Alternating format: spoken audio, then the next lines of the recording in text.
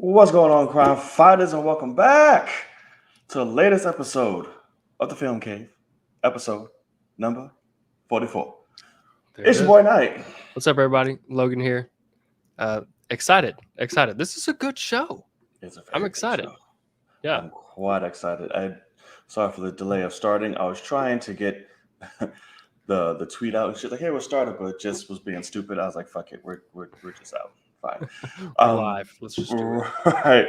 We're live. It's whatever. But okay, guys, episode 44 of the Film Cave. I want to thank you guys, those who are watching us here live, playback, Twitter, Facebook, wherever the hell you're watching. We appreciate you. And if you like what you see here, and if you want to be involved in a conversation, you want to be, let when all the episodes drop, all that good stuff. The easiest way, simplest way, and the best way to lend your support is to hit that subscribe button or follow, depending on wherever you're watching from, or hell, do it all. I won't mind. Hit that thumbs up and that notification bell to be reminded and when those episodes drop so you can be here first thing when that live button hits. All right, brother man, how are you? What's going on? What's been happening? Well, today was a busy day. I got back at a pretty good time. I'm excited. We'll talk about things of what happened today. Yes. Probably here shortly. Yes, sir. Yes, sir. So, for those of you who do not know, well, first of all, is there anything you want to start on before we jump into it, or you think we should just dive right in? I think I'm ready to dive in. Let's just go ahead first. About to dive in. Trey Songz. Let's go. All right. So, guys, you already know, me and Sir Logan, we're a couple of fucking nerds. We like to talk about film, all that good shit. And sometimes we do. Yeah. But sometimes there are other things we're quite passionate about that we like to discuss and, step outside the world of film. But sometimes she rears her beautiful head into the conversation anyway. Because why? Let's see where they're at today. She's a jealous bitch for sure. Yeah, that's correct. God damn, after the experience she gave you today, she's a bitch? Well, that's what I'm trying to not say exactly what I already did today over and over again because she's jealous as fuck right now. She's wanting out. Okay, got it. And you know what? I guess that does make sense. Yes, it does. She's jealous as fuck. And we like to call this particular segment British to Spanish. Don't judge me, damn it. Now I forgot what I was gonna sing. It's out there in the fucking world. Damn it, I had the thing launched up and everything. I'm gonna tell you why. I'm gonna tell you why I got twisted up. And what you got? So I was going to sing it in the theme of like the Bond theme. Oh yeah. But every time I start to sing that bitch, Mission Impossible comes out instead. So I was trying to focus on which one it was, and you did that, and it threw me off. I was like, fuck, well, we're here now. Sorry about that. So it's out there in the world, all right? But there's a particular fashion in which out there in the world is, I don't know, the word just left me. There's a particular fashion in which we do the shit. So, correct. What particular fashion would that be, Sir Logan? That would be traditionary fashion over here on the Film Cave. Yes, it would. And in such fashion, sir, what do you have for us today? But that part of what you're thinking isn't going to be in this segment, so don't say that. That's correct. Gotcha. I'm going to go off your list, and I'm interested to know what you think because you had some things to say earlier this week about the first look at Wonka. Over here. I definitely did have some things to say. Yes, I did. With your boy Timothée Chalamet. I still don't know necessarily what that movie is, but we got a first look at him.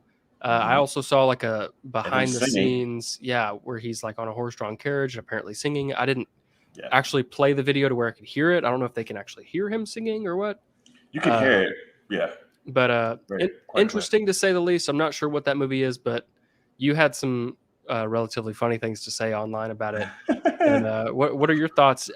Obviously, with the actor and how he looks, but then what do you think the movie is? So obviously the movie's going to be a prequel, like how he came to be the Wonka we know. Yeah, That's really all I know about it. I don't have any particular like expectations or like, oh my god, I'm so excited for Wonka. Like I said, it's just this bastard. When they did that picture, I was like, oh hey. But other than that, I'll see it because I like the Wonka films. Well, the original, and I was even somewhat keen. Burton's had some good elements to with it. Johnny Depp. Yeah. So I look forward to see where they take that. They're obviously going for the Gene, route versus Johnny's. So I'm very, very interested to see how his singing chops are. From what I heard from that little video, it sounded pretty good. All right. Okay. Yeah, I was like, oh shit. Okay, excuse me. What else can't you? What can't you do? Yeah. So yes, I know that man is 98 pounds, and that is the beauty of it. Jesus. So, but yeah, that's how I feel about it. What about you outside of? Yeah, no, I mean, I'm interested for sure. I haven't heard him sing before, so I wasn't expecting that, honestly. I thought it was going to be, obviously the other two had musical numbers, but right. I didn't know that this was going to be a musical. I do struggle with a lot of musicals. Pretty much any musical that's not The Greatest Showman, I seem to struggle with. Yes. So we'll see what's up there. He does kind of. Well, you didn't struggle with Aladdin. I wouldn't call Aladdin a musical necessarily. Really? But that's the thing is, I wouldn't call the other Willy Wonka and the Chocolate Factory movies to be musicals either. So if it's just sparingly, that's true. Yeah. But him on a horse-drawn carriage makes me think, it's not the Oompa Loompas bringing in musical numbers, it's him. So like this might be a musical, which is interesting to say the least. But yeah, how many songs did Gene have in the original? Just one? Just Imagination? Yeah, I don't think he really sang that much more than that. Yeah. But yeah, I mean, he looks the part. I don't know what the part necessarily is. Like, I want to say I saw somebody say this is like how he finds the Oompa Loompas and like gets them on his team, type of thing. But like, that's the thing is I don't know what this script is, but he looks the part. I'm interested to see, because he's into like some artsy shit right now. Yes. So did you see the advice he got? Yes, and that's what's funny is would I recommend doing Martin Scorsese doing Wonka over a superhero movie? Probably not. Money wise and career wise, but that's all right. I'm not expecting any Oscars from this Wonka movie, but surprise me. Right. He'll do a superhero film down the line at some point. He will. When he gets older, I'm sure he will. Yeah. Here's this bag. I know, my God, he'd get paid. Right. So fuck that guy, whoever that was. Or a girl. Whichever. Sure. It's possible. Whichever. Okay. So let's see. Before we go into this. So one of my biggest idols in life decided he wanted to drop some bars over this past weekend or week, whichever one it did, but it was very, very fucking recent. The Rock, Sir Dwayne Johnson, I like to call him, decided to get on the track with Tech Nine, which also threw me completely. Right. I was like, what? Tech Nine? What? Okay. For Face Off. And they dropped the video, whole nine, and The Rock has spitting bars for like a second. I'm going to say this. It's not the worst thing I've ever heard in my life. There's been worse attempts of celebrities trying to do shit where I'm like, what the fuck? At least he did go hard in the what's my motherfucking name. I was like, oh, okay. I felt that. That was pretty fucking all I wasn't expecting an F-bomb. Yeah, no. I do. That man curses like a sailor. But yeah. So I take it you heard it.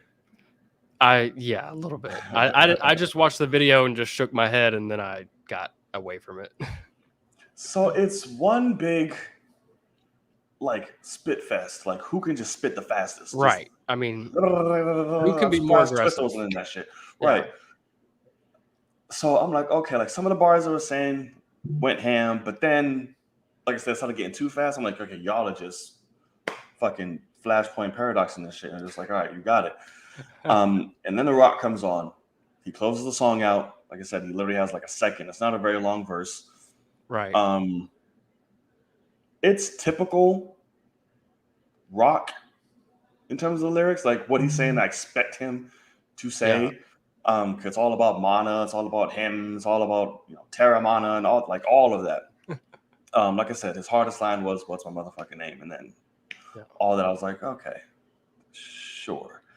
Let me ask you. I don't think you've heard this though. I was like, let me ask you this: who's the better musician, The Rock or Vin Diesel? Oh God. But I don't think you heard Vin Diesel's song. I don't think I've heard Vin Diesel, but I know which one's more talented. Well, that's also. So I'm gonna probably lean towards The Rock on. But that's also very true. What The Rock put out, that was the thing, is like that song. Yeah, they're going real fast, and then they bring in The Rock, and he slows that motherfucker down quick. Yeah, he does. He's real just fast. like, I mean, he's not. He does not have the quick lyrics at all. But at the end of the day, I will admit, I shook my head the whole time. Is it terrible? No. But does it sound like lyrics that someone could freestyle? Yes. And go, oh, that wasn't terrible. But the fact that like these were written, recorded, and music video filmed, it's like, somebody write this motherfucker some lyrics. Like, he doesn't, like, give him a ghostwriter. He's not Drake. Like, Meek Mill's not going to come after The Rock for not writing his own lyrics. So bring him out. Let them, I mean, Lin-Manuel Miranda could write him some better lyrics. God, like he did in Moana. Just at the end, he should have said, "You're welcome." I mean, I don't know. You're stupid. But yeah, no, it was funny.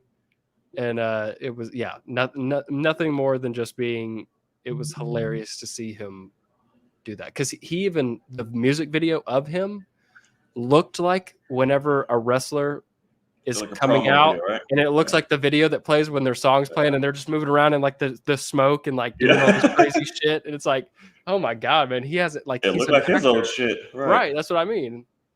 Yeah, so that's hilarious. Yeah, it is. But speaking of The Rock and Vin Diesel. Yes. The Rock just had a Vanity Fair. I'm about to say a Verizon Fair. What the hell? A Vanity Fair article spread come out, and they brought up him and Sir Vincent of the Mark Vincent himself, Vin Diesel. So, of course, he was asked, and I'm going to have the article here pulled up. I'm going to talk about this part. So he said he didn't appear. So speaking with Vanity Fair, Johnson revealed he only agreed to appear in The Fate of the Furious as long as he didn't appear in any scenes with Diesel. Insane. So this bitch started before they even had the cameras rolling. That's fucking awesome. I wanted to forego drama, Johnson said. I thought that was the best thing to do for everybody. Because let's be honest, that movie is felt like not in one scene together whatsoever. Right. It's just, you can holy tell. hell. Yeah. Right. So the feud started way back in 2016 when The Rock called out some of his unnamed male co-stars as candy asses. That's always funny.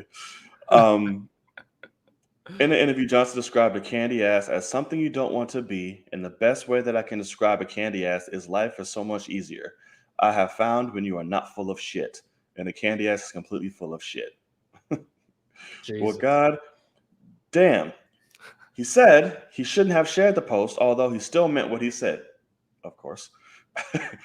Johnson also claims that members of the film crew agreed with his post, saying it was as if every single crew member found their way to me and either quietly thanked me or sent me a note.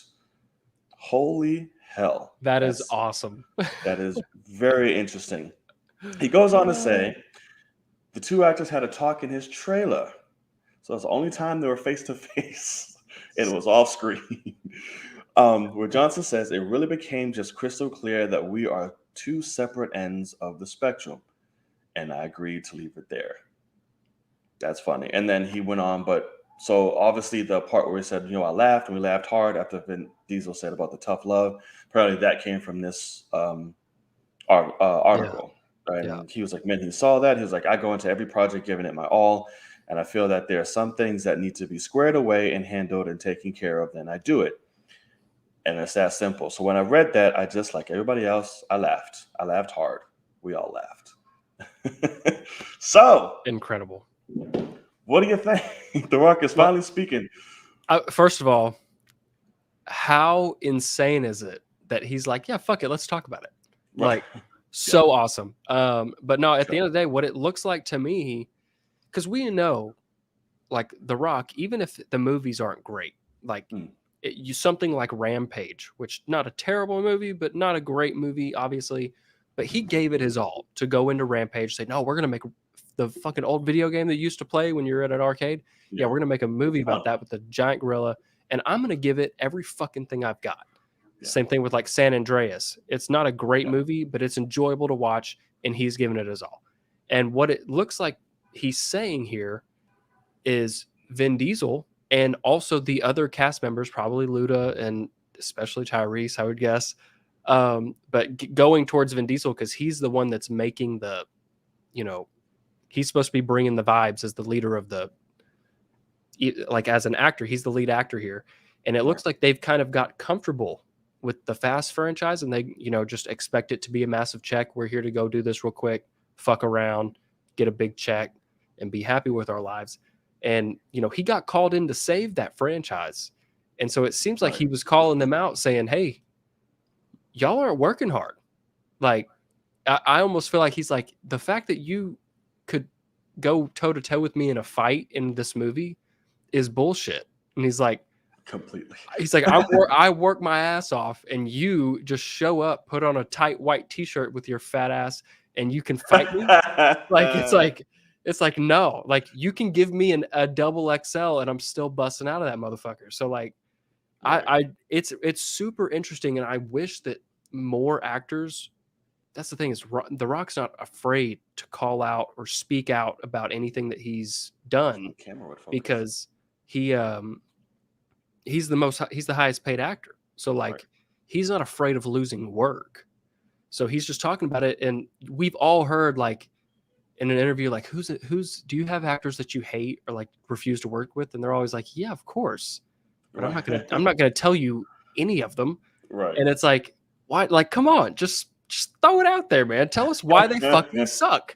I want to know. And so I appreciate him, doing this. It's super interesting, because at the end of the day, it does. I don't think he would have if Vin Diesel wasn't opening up his fucking flaps. Right. So I'm pretty sure. That's the thing, is now it really is that thing of The Rock looks at that situation and says, if Vin Diesel actually wants to start more drama, I can kick his ass.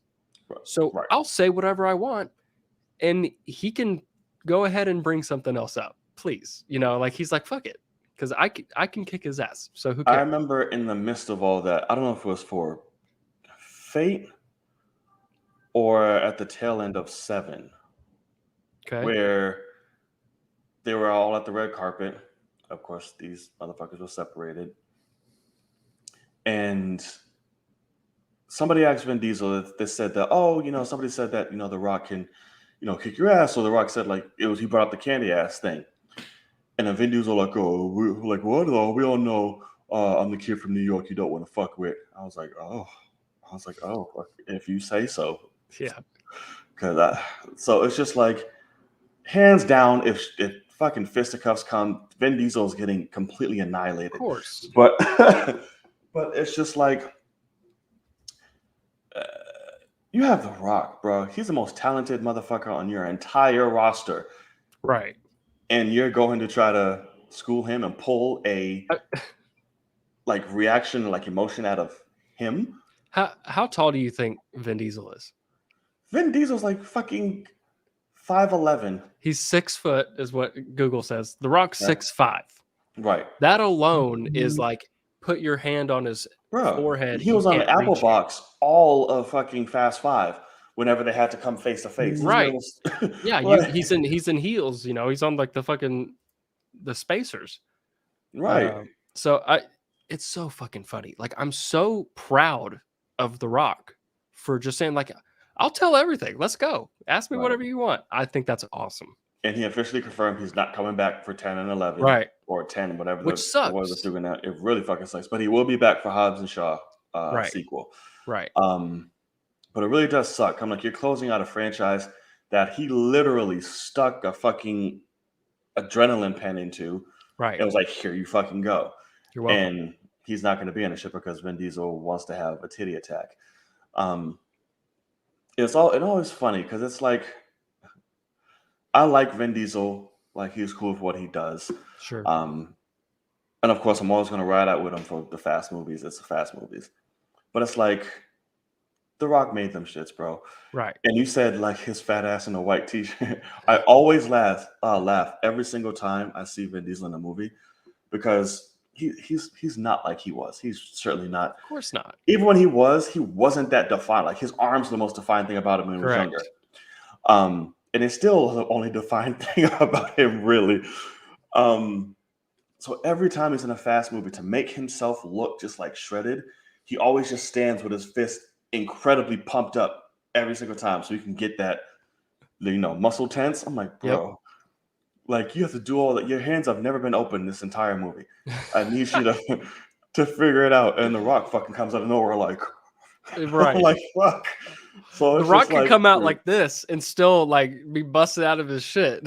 Right. I'm like, Jesus. Like, in comparison, I remember when I first saw Fast 5, that was the biggest The Rock has ever been. And then, of course, he's gotten there from now because, like, from wrestling to Fast 5, like, he was like, oh, I'm big, I'm good size. Fast 5, this motherfucker was like, dude, you are a walking wall. You are huge. Like, what did you do? So it's like, when you first come on screen, like, his vest is like barely moving, his arms all. I'm like, how is Vin Diesel supposed to? How am I supposed to believe this? So I'm like, okay, it's his movie. What can you expect? But yeah, so The Rock finally spoke about it. I love that he did. And like I said, when we spoke about this weeks ago, if he's going to address it, it's going to be the most professional, chill shit you ever. And that's exactly what it was. It's just going to tell you straight up. Like, yeah. He's not trying to start more drama. He's just trying to explain the situation. I got you. Right. And it sucks because when Hobbs and Shaw came out, it seemed like everything was cool because The Rock made a post and, whatever one, I forgot what the fuck it was, one of his movies, Vin Diesel's. And then he was like, congratulating him. I was like, yeah, it's only good. And like, I'll see you soon, Toretto. I was like, oh shit, maybe they're a little better. But then fucking Vin Diesel came out and did some shit. I was like, you fucking diva. So I'm like, whatever. So yeah. And he wore a weird padded under white in F9. Okay. Before we move on, I want to say this because Kenny just brought this up. Am I the only one that thought Vin Diesel was digitally altered that entire movie? Did he look weird to you? Like, listen, well, of course. He has all this shit underneath his, like, he got a big swole baby head. Yeah. In Fast 9, all of this under his chin was so smooth and like blurred. I'm like, they're having to make him look better. Altered? Yeah. Especially the very end of the movie. Go back, like when they're at the picnic, he's wearing that blue polo, and at the very end where he's giving John Cena the keys, like throughout the whole movie is like that. But those two was extremely obvious. I was like, where did his chin go? Where did all of this underneath go? He is not that smooth and chiseled. That is incredible. Yeah, it is quite. That's the thing about. You're not wrong. He's not doing the work. He's not putting the work in to look the way he thinks he should look in the movie, because then he's changed. Like, he is literally flexing the whole time. Like, I'm looking at a picture right here. Like, he is always having to flex. And like, The Rock is sitting there saying, look at DC, look at Marvel.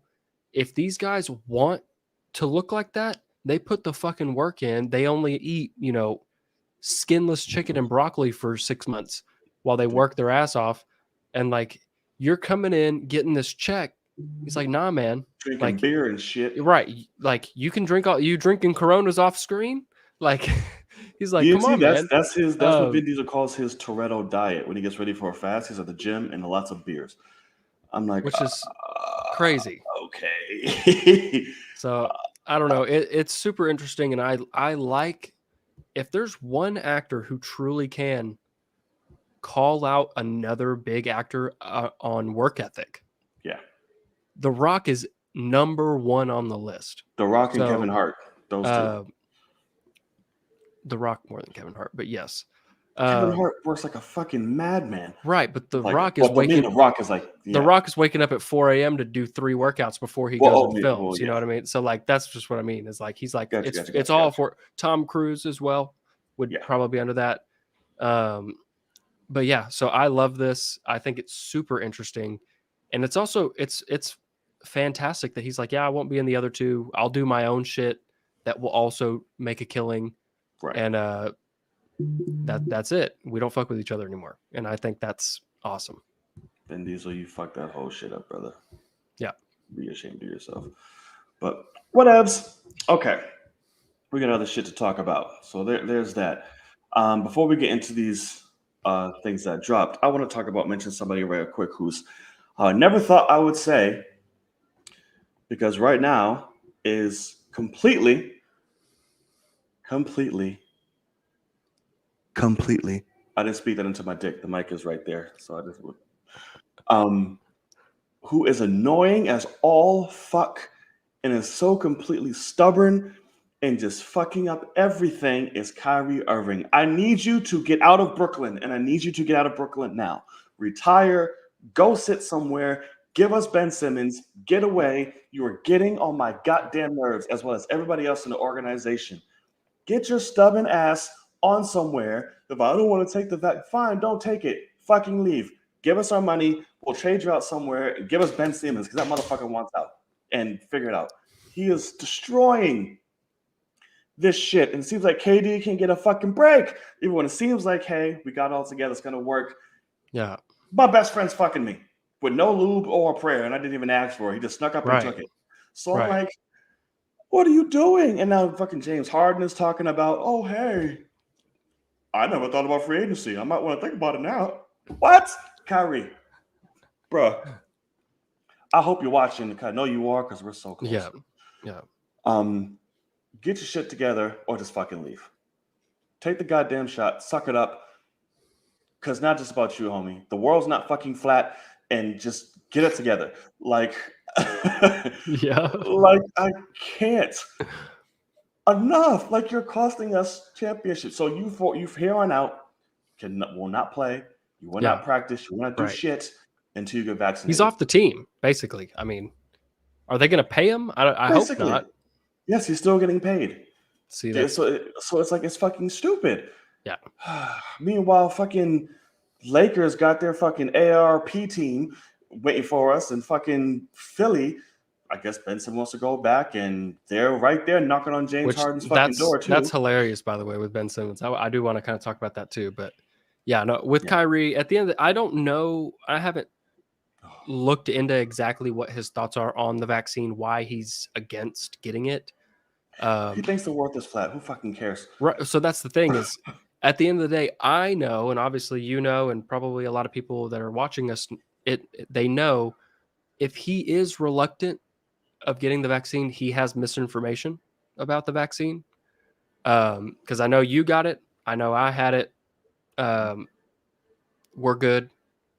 And like, so is everyone we know.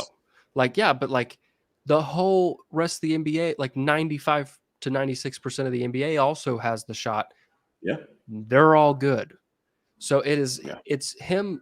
He has some sort of, I don't want to say political, but it is a thing of like, I feel like he's like, it's African-American rights. Like the white man shouldn't have to, I shouldn't have to get this against my will for the white man to be able to do this, that, for me to go to work, whatever. And like, that's kind of how he is now, is very socially political.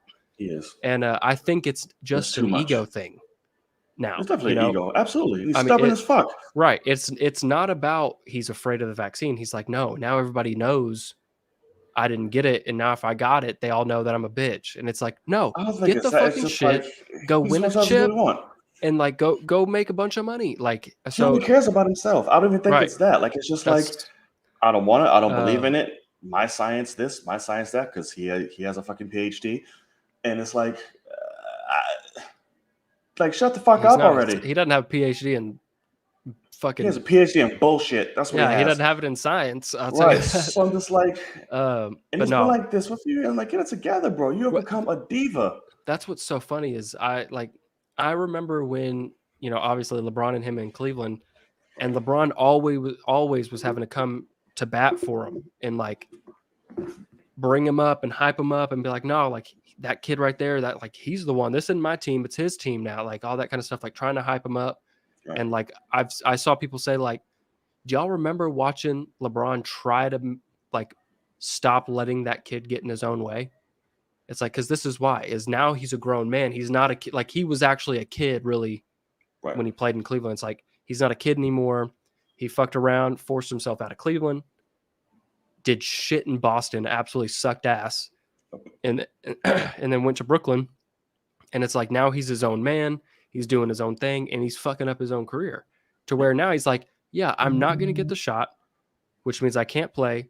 And if you trade me, I'll retire. So like he has no trade stock. Like there is no Ben Simmons for him because they're just throwing Ben Simmons away. So it's like he has fucked everything up for his own team, for himself. And no other team would take him anyway. Like, of course. Why would they? He's a great player, but you can't. Not worth all that. Right. Not worth all that. So yeah, it's frustrating for sure. I can definitely see why you would be furious since that literally is your team. But like, even just as an NBA fan, like I was pissed at Andrew Wiggins, and like he doesn't fucking matter on the Warriors. Like he's garbage, comparatively so. And so I was pissed at him and annoyed at him. And I still look at like, is your phone just blowing up? Oh, yeah, that's my work shit. Can you hear that? Yeah, it's vibrating the microphone. You have it on the box that the microphone's in. But like, yeah, you're sabotaging your team, and you can't do that because you're making your team come to bat for you when they don't believe in what you're saying. Because at the end of the day, talk to Karl Anthony Towns, across the country, and he'll tell you to shut the fuck up and get that shot. Yeah. And I think that's pretty much anybody knows that shit. It's fucking him. Like, and I think everyone else kind of understands that too. Because even fucking LeBron was getting heat because he was like trying to defend these people that are reluctant, and he's like, "Look, it's their decision, and people want, the high up players to, speak. Hey, science this, science that, whatever." And LeBron's just trying to be there for his players. He's on the team of the players, but how far can that go? Because they're eventually like the NBA now, you might watch less games because Kyrie's not playing and you might think that, Brooklyn has the least chance of winning or whatever it is. Kyrie's hurting the business of the whole league. Yeah. Acting like this. And you could go to it. Obviously I'm on the other side for this example, but like technically Kaepernick lost a lot of business for the NFL when he started the kneeling thing, because all these annoying white people think that it's disrespectful and shit like that. Lost business, so the NFL blacklisted his ass and said, "Look, we noticed a considerable amount of drop, so we need to distance ourselves from that." And the NBA is probably going to have to do that too to Kyrie, because he's a champion, he's a great player, all-star. Not worth a pimp. But yeah, you can't be doing that. And I love that MJ came out and was like, "I believe in science." Like basically, like Jordan said some shit? Yeah. So it was like, I love how every single player in the NBA, their hero just spoke out. Yeah. And it's like now have your own opinion. It's like, fuck cigar shit. Get the goddamn vaccine. And now, so I can't remember his exact quote, but it ended with, "I believe in science." And it's fucking awesome. So proud of Jordan. Said I'm a normal thinking, regular human fucking being, and I believe science. So I like it. But Kyrie's he's fucking annoying. He was annoying in Boston. He had no team, and he still annoyed the fuck out of me. So he keeps alienating himself from. Like, that's just exactly fucking leave. Right. Just retire. Just leave. Just leave and fucking retire then. Definition of not a team player. I mean, and he's your point guard. So like, you need the most camaraderie with that guy, and if that doesn't fly, same reason why I'm nervous about Russell Westbrook a little bit, because he can alienate himself. If people come at him hard enough, he defends himself too much. Yeah. And which therefore puts it's his team versus himself. And so it becomes a thing where he's out there trying to get personal stats. And they already had that ass shit of a preseason game. So, like, don't let that start on the season, buddy. At least he's playing. That's both very true. But yeah, so it's a super interesting situation. Like, I go to your point that you've said a million times. Is this really going to be another asterisk season? Like, I guess if Kyrie's the only big name player that's not playing, but like if Ben Simmons figures out a way to not play, and this, that, and the other, like, and a few injuries, it becomes another like unwatchable asterisk series. So yes, it does. Frustrating. It's really fucking. But I digress. I'm getting pissed off. Saying what to do. Yeah, I've been pissed. I'm just like, just leave fucking Brooklyn. You're fucking it up, and you're fucking up KD. Get it together. Yeah. Okay. We got some trailers to get into real quick. Nothing. One we'll start off with Resident Evil dropped a trailer this weekend. Last weekend of the week, whatever. They dropped the shit. It. I watched it, sadly. Looks terrible. I heard it looks terrible. It looks very. It's weird because this is coming out in theaters, but it looks like a DVD movie. Yeah. Like the quality, like the graphics. I'm like, oh, like it looks so right. That's what I heard. Bad. And like even when it's supposed to take place in like this house, like the original game, there's a shot where it's looking from behind the characters and into the house. Yeah. And it literally looks like they're standing on the worst green screen ever. Really? And the house is just comped into that bitch, just like boop. Yeah. There we go. How funny. I'm like, what? Yes, I got your message, Sam. I'm going to send in a second.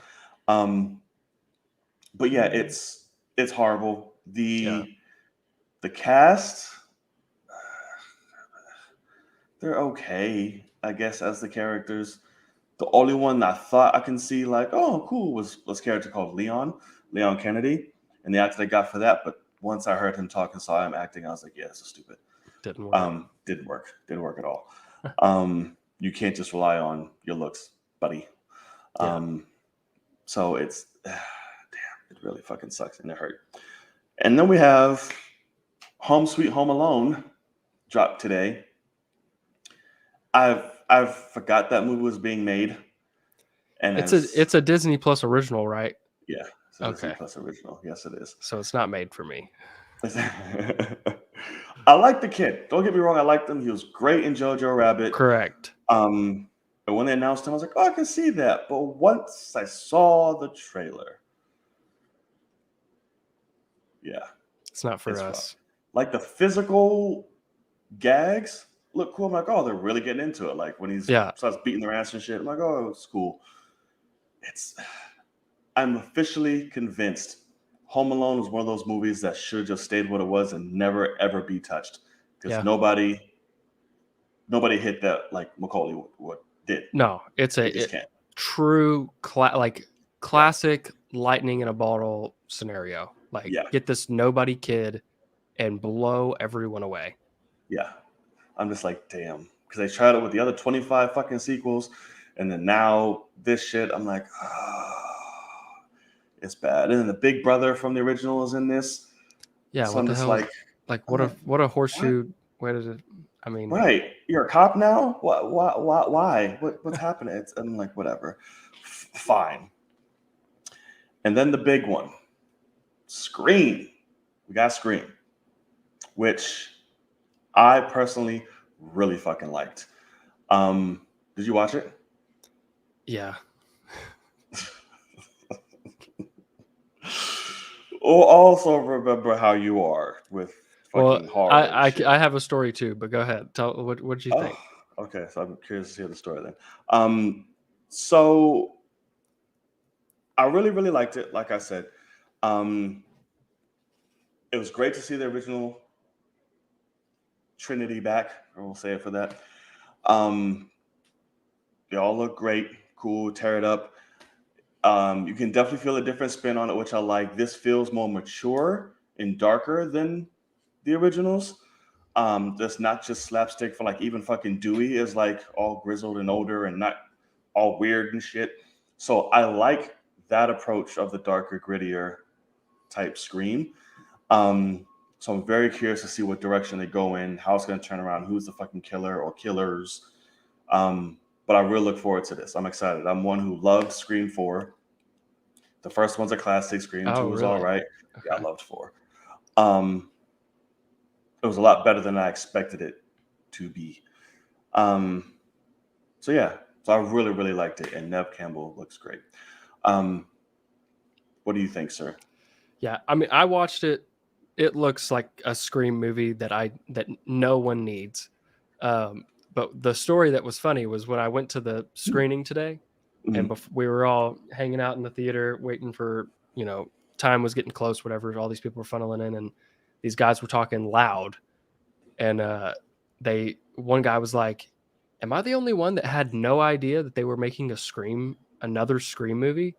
And Really? the guy he was talking to was like, "They're doing what?" And then another guy was like, hold on. He's like, "Yeah, I watched the trailer. It looks incredible." And he was like, "Obviously Scream 4 went great. This is going to be awesome." And the guy was like, "Really?" And he was like, "Fuck no, this is terrible." And like, it was like, everybody was like, "I'm not even going to watch the trailer," was like the consensus of the 20 people in this theater. They were like, no one rough. in it cared. They were like, "It's ridiculous. No one wants this." So obviously some people in the chat and you are of a different variety, but it was just so funny that, because like the guy asked me, he's like, "Do you watch it?" And I said, "Yeah, I watched it. It's whatever. I don't care about it." And he was like, but it was just so funny because everybody was like one guy was talking about how he's waiting and he was seeing Halloween Kills. Like he's currently seeing it right now. He was going to stay in the same theater and watch that shit crept up on me. I forgot it came out this week. Yeah. And so there's an early screening of that happening right now in Dallas. And they were talking about, yeah, we're staying for that. And they're like, "Oh, I'm so excited for that." And I was like, "Oh, so you're a big horror guy?" And he's like, "Yeah." He's like, "Scream's fucking terrible." He's like, "If it's not the first movie, it's terrible." And I was like, "Okay, good to know." Because I mean, yeah, I grew up. Not true at all. The consensus in the theater says otherwise. It was just, but it was a really funny situation because I always feel bad when it's a horror topic and somebody's like, "What'd you think of the trailer?" And I'm like, "Looked like a horror trailer." I mean, it was as cliche as it could have ever looked, in the sense of it's a slasher, like it's Scream. Like I feel like that is like, people make fun of that, like that's, so at the end of the day, it's like, it just looks like any other horror trailer there is, nothing special at all. And then so I was like, it's whatever. And they were all like, "Oh no, it was terrible." And I'm like, "Oh, okay, well, I guess it's kind of nice that I would." It wasn't terrible. They need to get the stick out their ass. It wasn't the best trailer in the world either. But it's just, what more could Scream bring you? Like, you literally just have to care about all these actors that haven't been in a movie since the last Scream movie that they were in, because they're nobodies now. And like, they're been in a lot.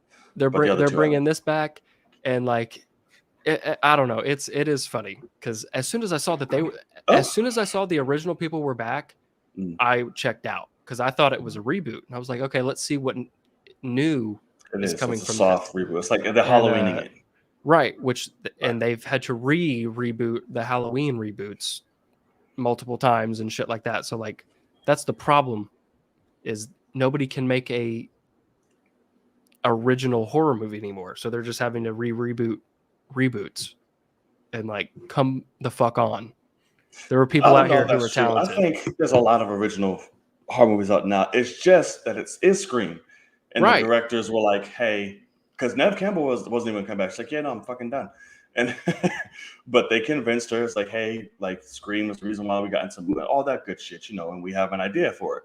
And they convinced her to come back. So I'm interested to see what made a reluctant Neve Campbell come back to the franchise. It's not like she needed. She had films in between Scream and this. David Arquette just came off a very critically acclaimed fucking documentary about himself, and Courtney Cox has been somewhere in life, I don't know, doing Friends reunions. So I don't know. I'm excited for it. Like I said, I love the Scream franchise. Some of them. 1 and 4 are my favorite. Others like, yeah. But we'll see. Comes out in January, so it has a lot of chance to make an impact because that's where movies also go to die. That's so correct. You could you can make a splash here. Here's your opportunity. So, all right. So that's gonna do it for Out There in the World. Unless you have anything else you'd like to add. I'm good. You're good? All right. So, if there's anything you felt like we missed, please let us know. Keep the conversation going within the live chat or the comment section during playback, and we will definitely speak to you on and go back and forth because we like to check those in and out as well. And if you made it this far, make sure you hit that subscribe button or follow, depending on whatever outlet you are watching. We greatly appreciate the support. All right, so we're going to go into only have 2 main topics this eve. 3, sorry. Well, 2 big ones. A quick little run through. Correct. And then JV will get you in real quick. I'll let you know. So stay tuned. Screwing the first theme in theaters. Yeah, all that good shit. So you son bitch, just had quite an experience that you're coming from. Hence our little delay. We apologize for that as well, guys. Thank you for being patient. The times we are delayed, So do you want to tell us what and why you were, sir? Yes, which JVS I think got to see it yesterday or the day before yesterday, but today I got to go see Dune a little bit early. It was a surprise that it was in Dolby actually, which was awesome. Because I planned to only see that movie in IMAX, but it was cool to see it in Dolby. You can see it early, but I'm gonna see that bitch in IMAX. And right, and I mean I have tickets for IMAX, opening night, but seeing it in Dolby. IMAX. It was awesome to get that surprise, but yeah, I got to see Dune, and it was funny because JVS was like messaging me and was like, "Hey man," he's like, "remember that this is a part 1," and like trying to he's like, think about it before, because I think that he's trying to I think people are leaving this movie I saw BD from Comic Book. He was like, I didn't really feel it. I didn't like it. And so JVS is trying to get people hey, just think about it because it's one to think about. And but no, I got to see. It was very clear that it was in 2 parts. Correct. And the longest. No spoiler, but the opening things start and it comes up and says Dune Part 1. That's the title of this movie. Gotcha. So you immediately know, oh, this is a part 1. Cool. Which I dig that. I'm glad that Warner Brothers allowed him to put that in there. That kind of concretes them into saying we got to do a part 2. You can't just have. They didn't put they put it regular at the end. Yeah. And so they put this at the beginning, so nobody can miss it. But yeah, so I saw Dune, and I thought it was fucking dope. I really did. It's a long movie. It's got a ton of world building. It's funny because I remember at one point I was telling you in the trailer with Timothée Chalamet when he says that line of what if I'm not the next for the House of Atreides or whatever it is, and he's whispering, it doesn't sound like he's acting. Yeah, that actually is pretty much how he talks the whole movie. But it works. He whispers in the whole movie basically. That's just kind of how he is. Yeah, but it works really well. And then also what surprised the hell out of me is Rebecca Ferguson is basically the second lead of this movie. She is in it a ton. As his mom, which I did not expect at all, and she's fucking great. But she was his mom. You didn't? Nope. Yeah, that's in the trailer, both of them. But didn't say nothing about mom. Yes, it's his dad's wife, and that's her son. Yeah, they talk about that all the time. I didn't even know it was a wife. He interacted with the bitch one time in the trailer, protect my son. Or protect him if something happens, whatever. Yeah, you protect our son is the line in the movie. Oh, did he say our? I thought he said my son. But and then he's like, will you protect Paul? Or something like that. So I can't remember. But anyway, yeah, so CG is incredible. The absolute visuals are there. The score is fucking phenomenal. And besides that, I'm not going to give anyone away or anything away, but this is a part 1. So I think that's the only thing that people need to understand is it ends on, I wouldn't necessarily call it like a massive cliffhanger, but it abruptly ends where it's like starting a new, like, oh, here comes the next act, and it's like, nope, that's the end type of thing. And I could see some Gotcha. people just immediately getting pissed off about that, which I'm a little upset that they're not currently like filming the sequel right now. Like, we're gonna have to wait years Right. to get the sequel. Well, Timothy's hot right now, so you But gotta wait. right, Oh, but shit, at the end yeah. of the day, it's great. Like, as someone who, I saw Blade Runner 2049 one time, I thought it Yeah. was boring. That was enough. I really like, people call it a masterpiece, and I don't understand it at all. Only thing masterful about it was Anna. That was it. And the visuals, yeah. Well, that's it. But with this one, I can definitely say, although it has a lot of nuance in it, similar to Blade Runner 49, where you're like, what's happened? Like, it's just a lot of like, let's not say anything, but like, whereas this one has a ton of world building. It's nice because you can see this is the first movie in this franchise, and so there are shots specifically so that you can see exactly how this thing does this. And then the next time they use that thing, they don't show it to you that way. Like, everyone has a communicator on the back of their ear. And so the first time someone uses it, it shows it up close, and they click it and he talks. Then the rest of the movie, they don't do it like that. They just kind of go dink and like, hey, what's up? And like, and there's that all over. And so I appreciated that I didn't just feel completely lost, but at the same time, it is like watching A New Hope for the first time. And that's the only Star Wars you've ever seen. And this is what I love about it. You start the movie and it feels like this world has been a franchise this whole time.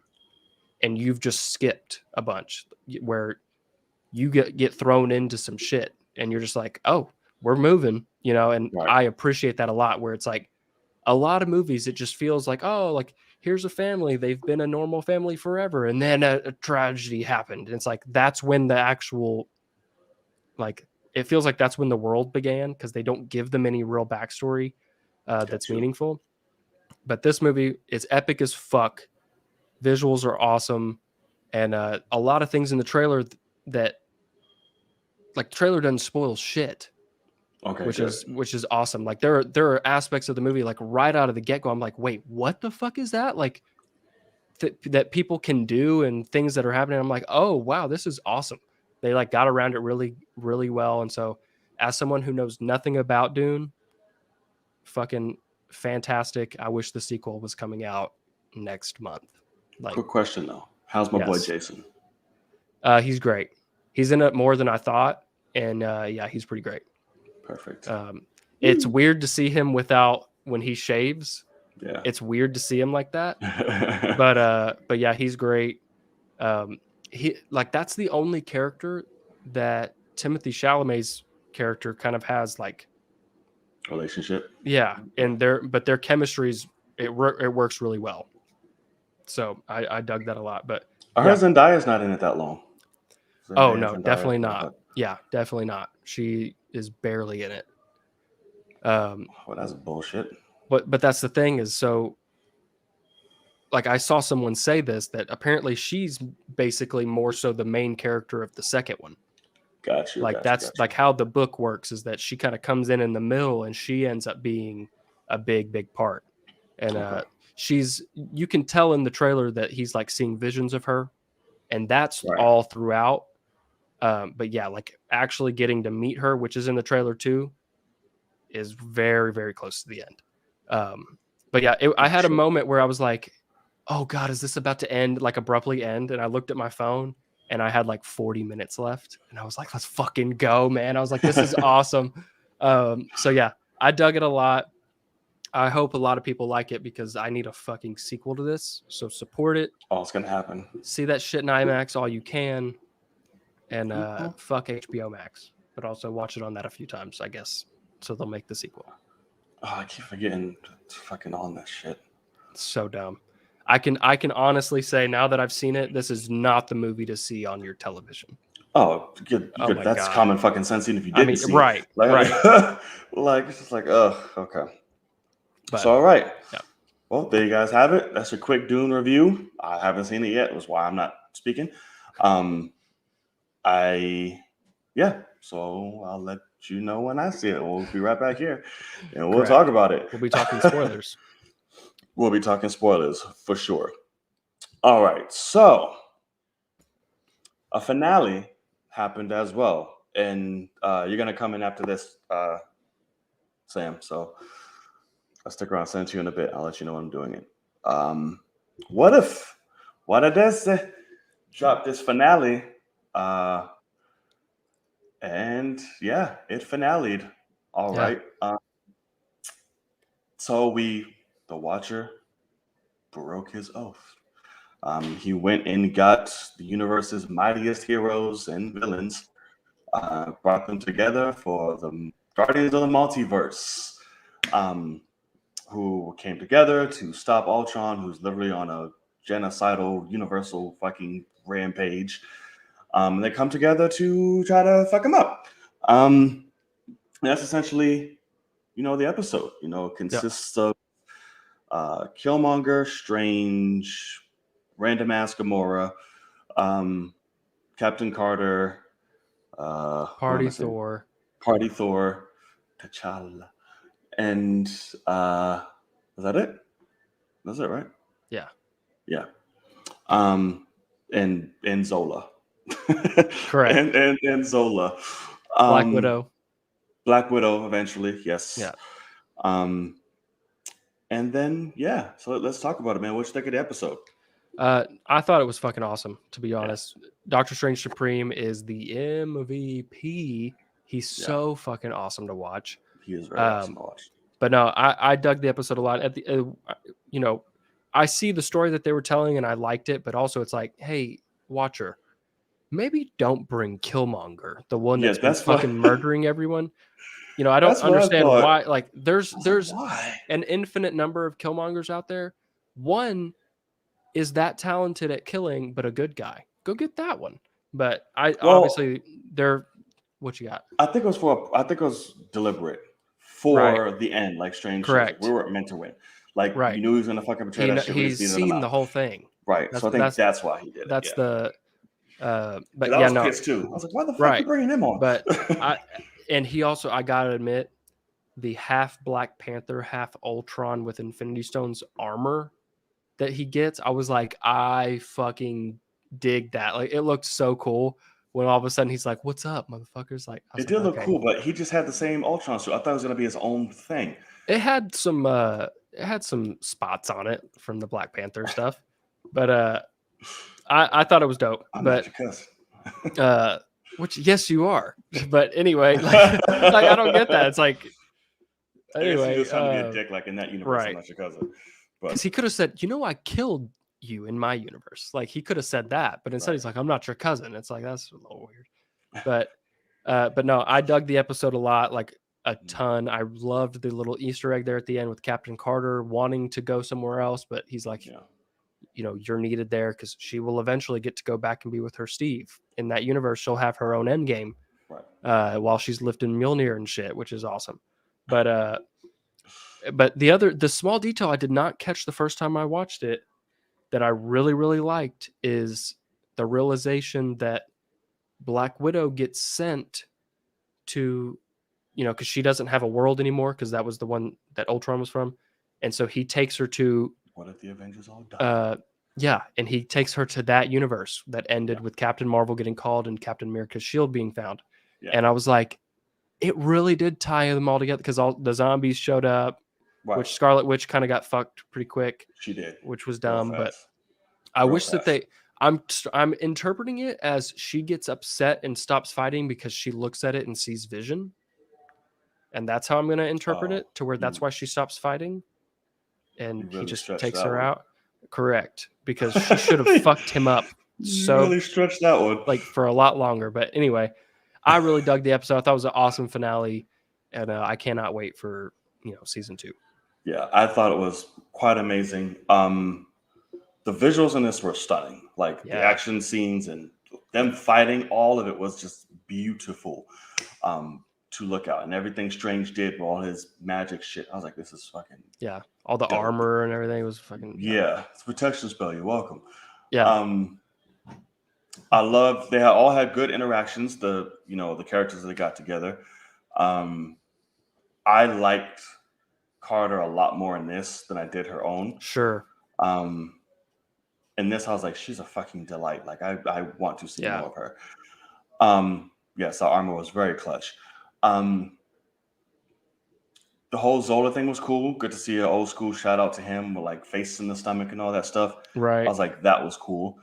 And at the end, I'm not going to hold you. When I was watching it, I got really fucking excited because I did in that first piece together the universe that she went to. I caught it after. I thought they brought her back in ours. Oh. I was like, oh, did they bring back Widow? Like, what the fuck just happened? But I was like, oh no, because Captain Marvel's flying around this bitch and Steve still has that old Avenger suit. Right. And all that. So I was like, damn it, they brought it back to episode 3 or whatever one it was. So I was like, okay, fine, I get it. It's cool. I thought I was going to see Scarlet again. So I was like, fuck, nope, I'm not.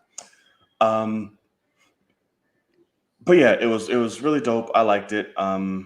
It sucks that Strange still is stuck. I know. I wasn't expecting that. And that damn thing, I'm like, oh. Just watching them. Right. Yeah. So it's just like everybody else got to go somewhere. No, well, fucking Black Widow got to go somewhere else. Why couldn't you I think he redeemed himself. I don't know. Just keep it on like his. I liked how he was like, he wasn't upset about it. Right. Well, because he knew he did it to himself. Yeah, like that's the thing is he became, which that's the thing too is in terms of time and stuff like that. We don't know how long he's been sitting in his own bubble of a universe. Right. Like it could be thousands of extra years or something because he's so powerful. But I liked how he was like mature enough to be like, I'm right back here. Like, of course I'll watch them. Like all I've got is time. And it's time. Yeah. I was like, fuck. But you just kicked so much ass. But I do want him to show up at some point. So how could that happen? I don't know. But we'll see. I want him to be in Multiverse of Madness somehow because he's OP and that just would be beautifully great. Incredible. Yeah. Yes, it would. And it's like, what else was I gonna say? Let me send this over to this guy. Where'd it go? Yeah, technically everything is canon and connected to the MCU now. So, but yes, this show is this is made by Marvel Studios, so yeah, it's for sure connected. Oh, yes. It was good. Party Thor, always fun. It was just a cool episode. I liked it. It makes me curious when they're gonna go for season 2 and all that good stuff. Because I feel like you can't do that again. Like you can't give us 10 episodes and bring them together again. Right. You know what I mean? So what about the Gamora, Tony Stark, Sakaar episode that's been pushed to season 2? Right. I'm gonna say she just randomly got fucking punched up. I will admit, kind of it makes the quality go down for me when all of a sudden she shows up and I'm supposed to have already seen a full episode with her like everyone else and Tony Stark. And she has a whole Infinity Crusher and all that shit. I'm like, what? Yeah, and Tony has like a giant Iron Man suit because they both survived Planet Hulk, basically type of scenario. Right. So I hate that like they pushed that but kept her because they had to. It's like, nah, man, y'all should have knocked that shit out. If I didn't realize she was going to be important, y'all needed to release that episode. Yeah. So I will definitely admit that felt like kind of a downstep because now it makes sense. Like, oh, there was an episode that had Tony Stark alive the whole time. He survives the whole thing, but we didn't get to watch that motherfucker. So he died in every single episode he was in. Bitched the whole season. Like, yeah. So it's like, Jesus. How dare y'all? And now I know how that episode ends, so I don't care about it in season 2. Yeah. So she fucks Thanos up, and then right. So frustrating to say the least. I'll watch that episode if they don't treat Tony like shit again. Then I'm good. Which it seemed like I'm interested in their dynamic for sure. Yeah, for sure. All right, so that is What If. Is there anything else we missed you want to talk about in the episode? Let us know in the comment section or during the live chat. Now for the main headline of the night, one I'm very, very, very excited for to talk about. And that is No Time to Die. That dropped.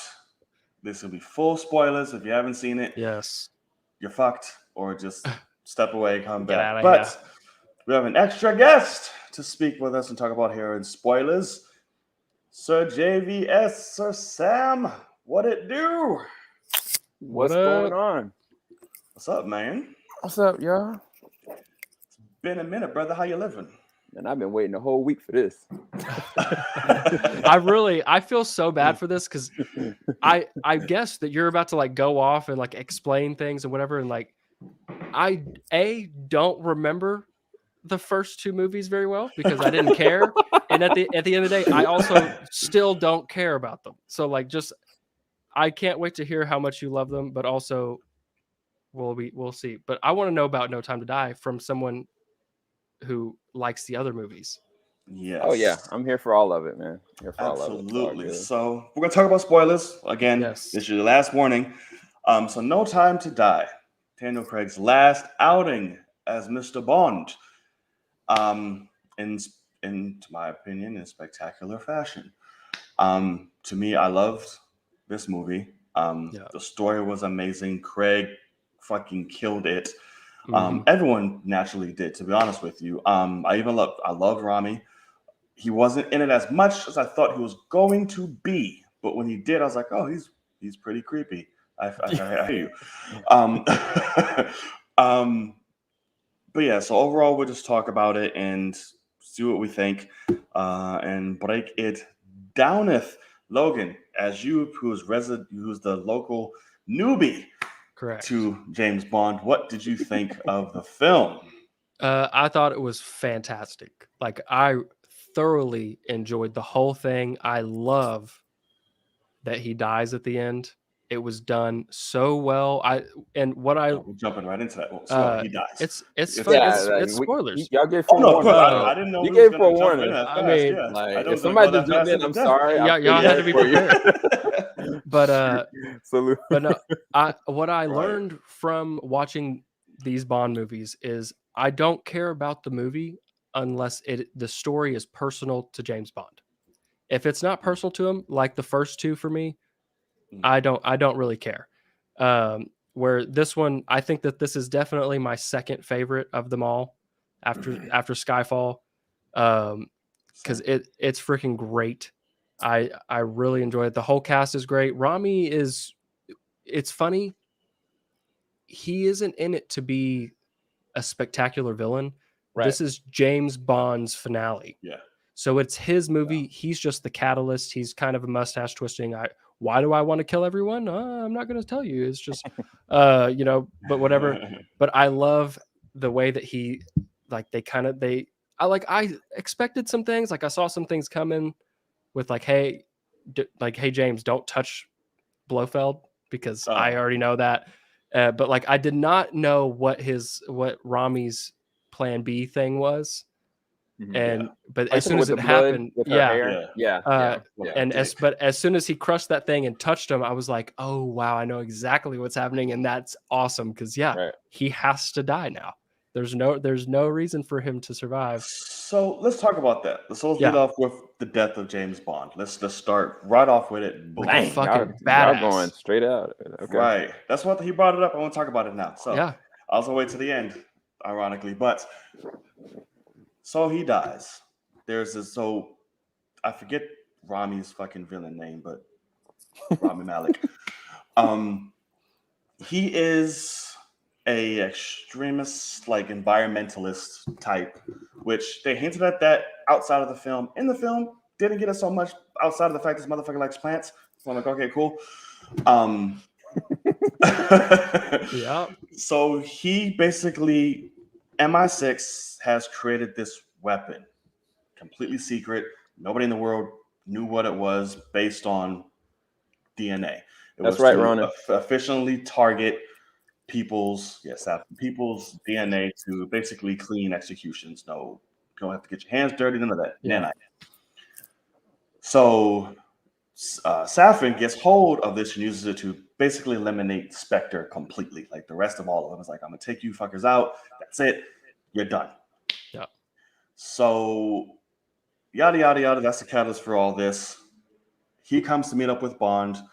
It blows a blow because his woman is attached through Saffron, who This is the youngest looking old ass man I've ever seen in my life, and I don't know how old he is. Or Didn't get that part. Madeline, how old she is, but I was like, damn, bro, you look good, because she was like, she was like 3. Right. So he basically takes him, and we find out James Bond has a daughter that was hid from him through Madeline for 5 years. Yeah. He takes their blood, uses a plan B in case shit goes awry. I got you, pimp. Here's what's going to happen. He does that, smashes it over, and scratches Bond's face with it, basically injecting his blood into the 99. So whichever person has this virus, if they come into close contact or physical contact, it's a wrap. That's what happened to him, and his swan song just happens. I love this and I hate this at the same time. Okay. I love it because it's beautifully shot. My throat got lumpy and all that shit. I fought back the little tears and everything. It hit me. Very effective. Beautiful way. You have all the time in the world. She has your eyes. I know. Beautiful. I didn't need to see the shit. That is what took me away. I didn't need to see him physically get smacked in the face by a nuke. I didn't need that. But okay, so I don't want to interject really quickly, but do you not believe that the audience would perceive that there's a chance that this James Bond's alive? Like, there's no way. It's James Bond. That's one thing that I loved, honestly, and I'll quickly say this and I'll get to my point later, is that the golden rule is that Bond does not die. You don't kill Bond, no matter what. That's what I love about it. He's gonna survive one way or another. It's Batman. And instead of pulling, a Dark Knight Rises with it, they were like, no, he is effectively gone. And I thought that it was so beautiful with the way that she went off and talked to her daughter. He's like, I want to tell you about a guy named Bond. And then she said James Bond. And I was like, I don't think that the audience would believe it. So I get that. I wholeheartedly agree. And I guess let me rephrase this. Leading up to that moment, it was so beautifully done, calm, somber. He's looking at the missiles, like beautiful.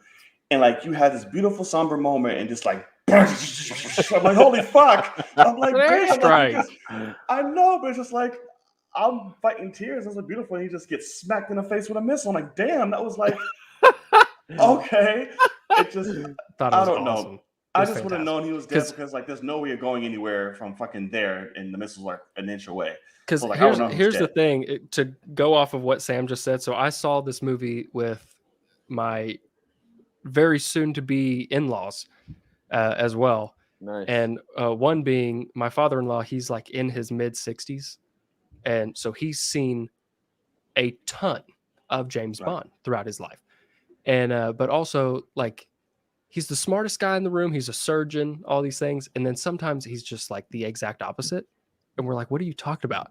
And so like the movie ended and we all went to the bathroom. He came out and he goes, well, I don't think he's dead. And there's going to be a sequel. And we're like, you watched him blow up and there was a funeral. And we're like, what are you talking about? And he's like, oh, that's right. And we're like, come on. Like, and so I'm like, that's why you had to show him get absolutely obliterated, because people would be going, they'd be Ben Afflecking Daniel Craig for the rest of, are you going to come back for another one? He's like, my body's in a million pieces. There's no coming back. After getting shot like 3 times. And dude. Right. So I loved that they showed it because it was so definitive. And I didn't know until it ended, because Hannah's mom was like, James Bond's not supposed to die. Right. He doesn't die. And I was like, he doesn't? Like, I didn't know that. And I was like, I love that. Like, I was like, that's awesome. She's like, no. And I was like, yeah. And she was like, no, like her daughter's going to have to come back and be the next 007 or something. I was like, no, this is the end of this franchise. Like, just allow for an ending for a second. Like, it's funny to see how people struggle with that. It's like Daniel Craig isn't like, we see actors as people, whereas she sees, oh, that's James Bond, like, whatever. And so I know he's done with this. And like, he was done with James Bond before this one and said, like, I'm not coming back. If I do, it's only for the money, whatever. And he ends up coming back and making an awesome movie, but like he was done. And so, yeah, he doesn't want to come back. And I love how Han Solo, like Harrison Ford is like, I'll come back if you kill me. And it's like, so there's definitively no way I'm coming back. And even Han's ass still can't. And a weird So stupid. But yeah, no, I loved it. I think it's funny that you didn't like that because I guess it just hurts your feelings a little bit more. It hurt. It did. It hurt him. It was like there was such a moment, and then he just got smacked. I was like, damn, like let me take this in. Like shit, I just saw Bond get annihilated, bro. Like, so just like that was awesome. That hurt to see, but like I said, it was just so beautifully led up. But okay, we'll get starting from the end and going forward. But yeah, what do you think, sir? So one thing I'm gonna say is that when Skyfall ended, I kind of was like, well, that's a perfect way for him to go out. Like, really, whether or not he continues or not, like, it's kind of like you could take it one way or another. Like, he can still understand that there's a value for what he believes in, what he represents, right? Mm-hmm. And so then we went to Spectre, and I was like, okay, you got Blofeld, got this other chick. I was like, I thought he was going to end up with Moneypenny. What's going on here? So I kind of like Spectre. I really didn't really vibe with. I mean, at all, to be quite honest with you. But I'll go into that later. And then we get this interesting setup with her character, his character, Blofeld, in a very specific way. Because with Skyfall, Silva represented, to me, it was like, oh, okay, they're cut from the same exact cloth. I understand that. But with Safin, when I really truly took in from how Daniel Craig's version started, he didn't even know what Spectre was. He just walked upon it because of Mr. White. Yeah. And then from that point, he was like, all right, I need to eradicate what this is doing because it's going to ruin everything for everybody. But Safin, he lost everybody because of it. And he's been hunting them down ever since. And so these men, without knowing it, have been doing the exact same thing, but in terribly different ways. Yeah. And so it's kind of like at the end of the day, this movie really had to define whether or not he was going to be able to be vindicated for his purpose in this whole entire franchise. To me, the whole ending of it was, to me, it was like this amalgam was like, okay, you got Safin, you got Bond. They effectively were at the same exact place, but Safin beat him to it. Is Safin right? Like, is where he's going, the trajectory he's going, is it going to be justified? We don't really know. Because it sounds out there and it sounds genocidal. It sounds terrible. But at the same time, to his point, Bond has killed tons of people and not cared at all. Right. And so, but it's kind of like, why is it so fundamentally different? And it went down to the legacy aspect. And I was like, okay, when you start bringing in legacy, you bring in a daughter, when you bring in like a chemical that can eradicate based off of genetics, I was like, they are setting this up to kill this man. I was like, are they going to really have the balls to do it? And when they did it, I kind of was like, dang, I love it. Like, I mean, I really honestly said, I love it. This is what you do. You don't hold back. Exactly. When you take a character. Okay, so now this is going to go into things that I know that Logan's going to be like, what are you talking about? For me, Casino Royale was a Bond that I'd never had before. I always looked at Bond as like, oh, he's a cool dude. Yeah. Like, he's cunning. Like, he's slick-tongued. Like, women just die at his feet. This Bond was like off gate running a parkour against an actual professional parkour person. Like Daniel Craig out there running, and just physically able to really do everything. And like, I grew up on Pierce Brosnan. Yeah. You know what I'm saying? Like, I remember, Sean Connery and all of them, but I grew up on Pierce. And I was like, Pierce can't do that. Like, Daniel is really physically trying to bring us to this beginning stage of what Bond is, but he's not Bond yet. He's not there. And so I was kind of like, by the end of this movie, I was like, I need to get an understanding of where emotionally his trajectory is going to go. And that movie gave me everything that I've always wanted with Bond in a emotional trajectory where he could go. Whether or not they did it in the first movie, no. It was an action movie all day. Like, I'll be the first to admit, this was all action. I'll say this, Casino Royale is like the Batman to you, Logan. It's like what you say this Batman is setting up to do. Like, he's not the Batman, and you're like, yeah. Like, he's still like the year one, yada, yada, yada. That doesn't change the logic in the third act. But okay, go ahead. Yeah. But what I'm saying is that I'd be down for a good movie. Yeah. No. It's all good. But it's the Man of Steel. But for me, it was kind of like, now at this point where he started to end up where he's at right now, I was like, there could be no other way his character could go. Like, this is it. Like, honestly, I was kind of like, it has to end on this note, even though I was like, man, he finally gets a semblance of peace. Like, he finally got everything. Right. And Blofeld set him up because of, in his own nature, he's a 00. Like, he's made to not trust. He's made to look behind his back at all times. Like, I kind of was like, I was talking about, me and my wife saw it, and she was like, is she not gonna let her tell him? I was like, well, one way or another, she's either endangered by him being there by association, or he can't trust her. Either way, he has to leave her. And I was like, this sucks, but it's perfect from a story standpoint. And so I just love how the progression of his character went from the very beginning to where he wasn't Bond to now he is fully realized what the essence of Bond really is. And I was really surprised that the director pulled it off that way, to be honest with you. Oh, yeah. Completely. This is the most character study, I guess, based, you want to say, Bond film out of them, for sure, because they really peel back. Yeah, for sure.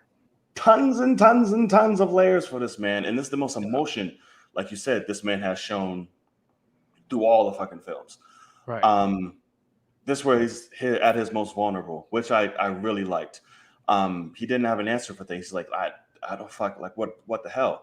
And he gets slapped with this new 00, who Lashana Lynch was great to me. She did a really good job. She was awesome. I was like, oh, you fucking all this ass, better. Girl. Go ahead. Oh, yeah. For another day. I'm talking about it later.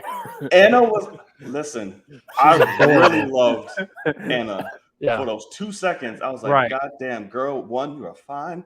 And two, your character, like, she's just so cute and ditzy, but yeah, I'm about to fuck you up at the same time. Yeah. Like, oh, it's my first one. I'm nervous. Oh my God. She was great for the few minutes she was in. I don't think she could have been a part of it for the whole movie. I think she would have got annoying 10 minutes more. Like, when she first showed up, I was like, oh no, they fucking ruined Ana de Armas. She's so annoying. But then she ends up, like, that was kind of a joke. Like, she's kind of lying, and she's like, oh no, I'm very capable. Right. Exactly. All of it was a lie. And then I was like, okay, let's go. Like, she's a part of the team, and she's like, okay, y'all go. And I was like, well, fuck. I was like, no, come on, like, stick around a little longer than that. Right. But like, at the end of the day, that was the thing, is everything was about, we got to get Bond here. Right. Emotionally and physically. We got to do this to this. That's all it's used for. That's everything about it. It's all personal for him. Right. And so she was great. Felix was awesome, man. Yeah, that was awesome.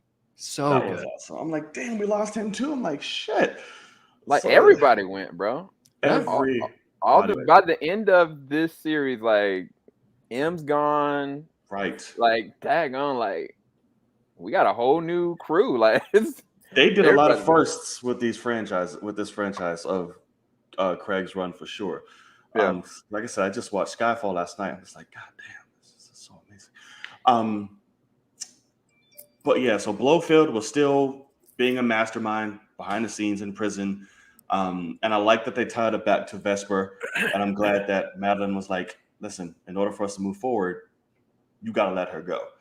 Right. And I got to tell you my secrets and shit. So we had to finally do that. And Blofeld was like, haha, fuck you, not tonight. And like, just like blew her stuff to hell. Which I was like, insane. It does suck because he was in a much better fashion, the Lex Luthor of it all, the behind the strings, like, I'm pulling these up. I'm making you doubt your trust for her. You cannot be happy as long as I'm alive. And it just sucks. The only thing, so Safran, like we said, he saved Madeline when she was a child. And like I said, your life is mine now. You're older to me, all that good stuff. Was that the only attachment? Like, I don't see what else drove them two together so strong other than I saved your life. Like, it felt like there was something so much more that should have been there as to why they're connected and why she was just so fearful. And, oh, my God, other than you killed my fucking mom in front of me. But well, her dad killed his family. Yeah, Mr. White killed his family. Right. So I'm talking about why she was like, I guess there's a connection because of the fact that, hey, your dad killed my family. I killed yours, but I spared your life. So now your life is mine type. I took it that she was just terrified of this man, to be honest. Like, I took it as she's waiting. She's still waiting, or he's still waiting to get his revenge on her dad. And so she's like, I know that he wants to kill me at some point.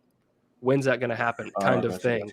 Of how can I kill everyone involved with her dad in the worst way possible? And that's why he eventually realized, I'll kill who she loves. That will hurt her more. And that was the thing. So then it's between, is he going to kill the kid or James Bond? And that was kind of what's terrifying throughout the whole movie. It's really hard because you can't really, he's not in it enough to gauge where his psychosis really is. Right. Because it could be internalized, like you said, Logan, or it could be internalized that his obsession with getting vengeance on Mr. White and everything he represents turned into, oh, well, you know what? This is his offering to me for what he took from me. This is mine. This is my property. This is my... And everything that she's connected to is mine as well. Because it was weird. Like, even when she showed up in Spectre, I was kind of like, what was this chick? Like, what's her importance? You know what I'm saying? Like, why is it that, you know, she seems like she's lying?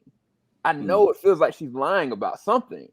And now you find out she's been surviving so well because this man's been literally connected to her.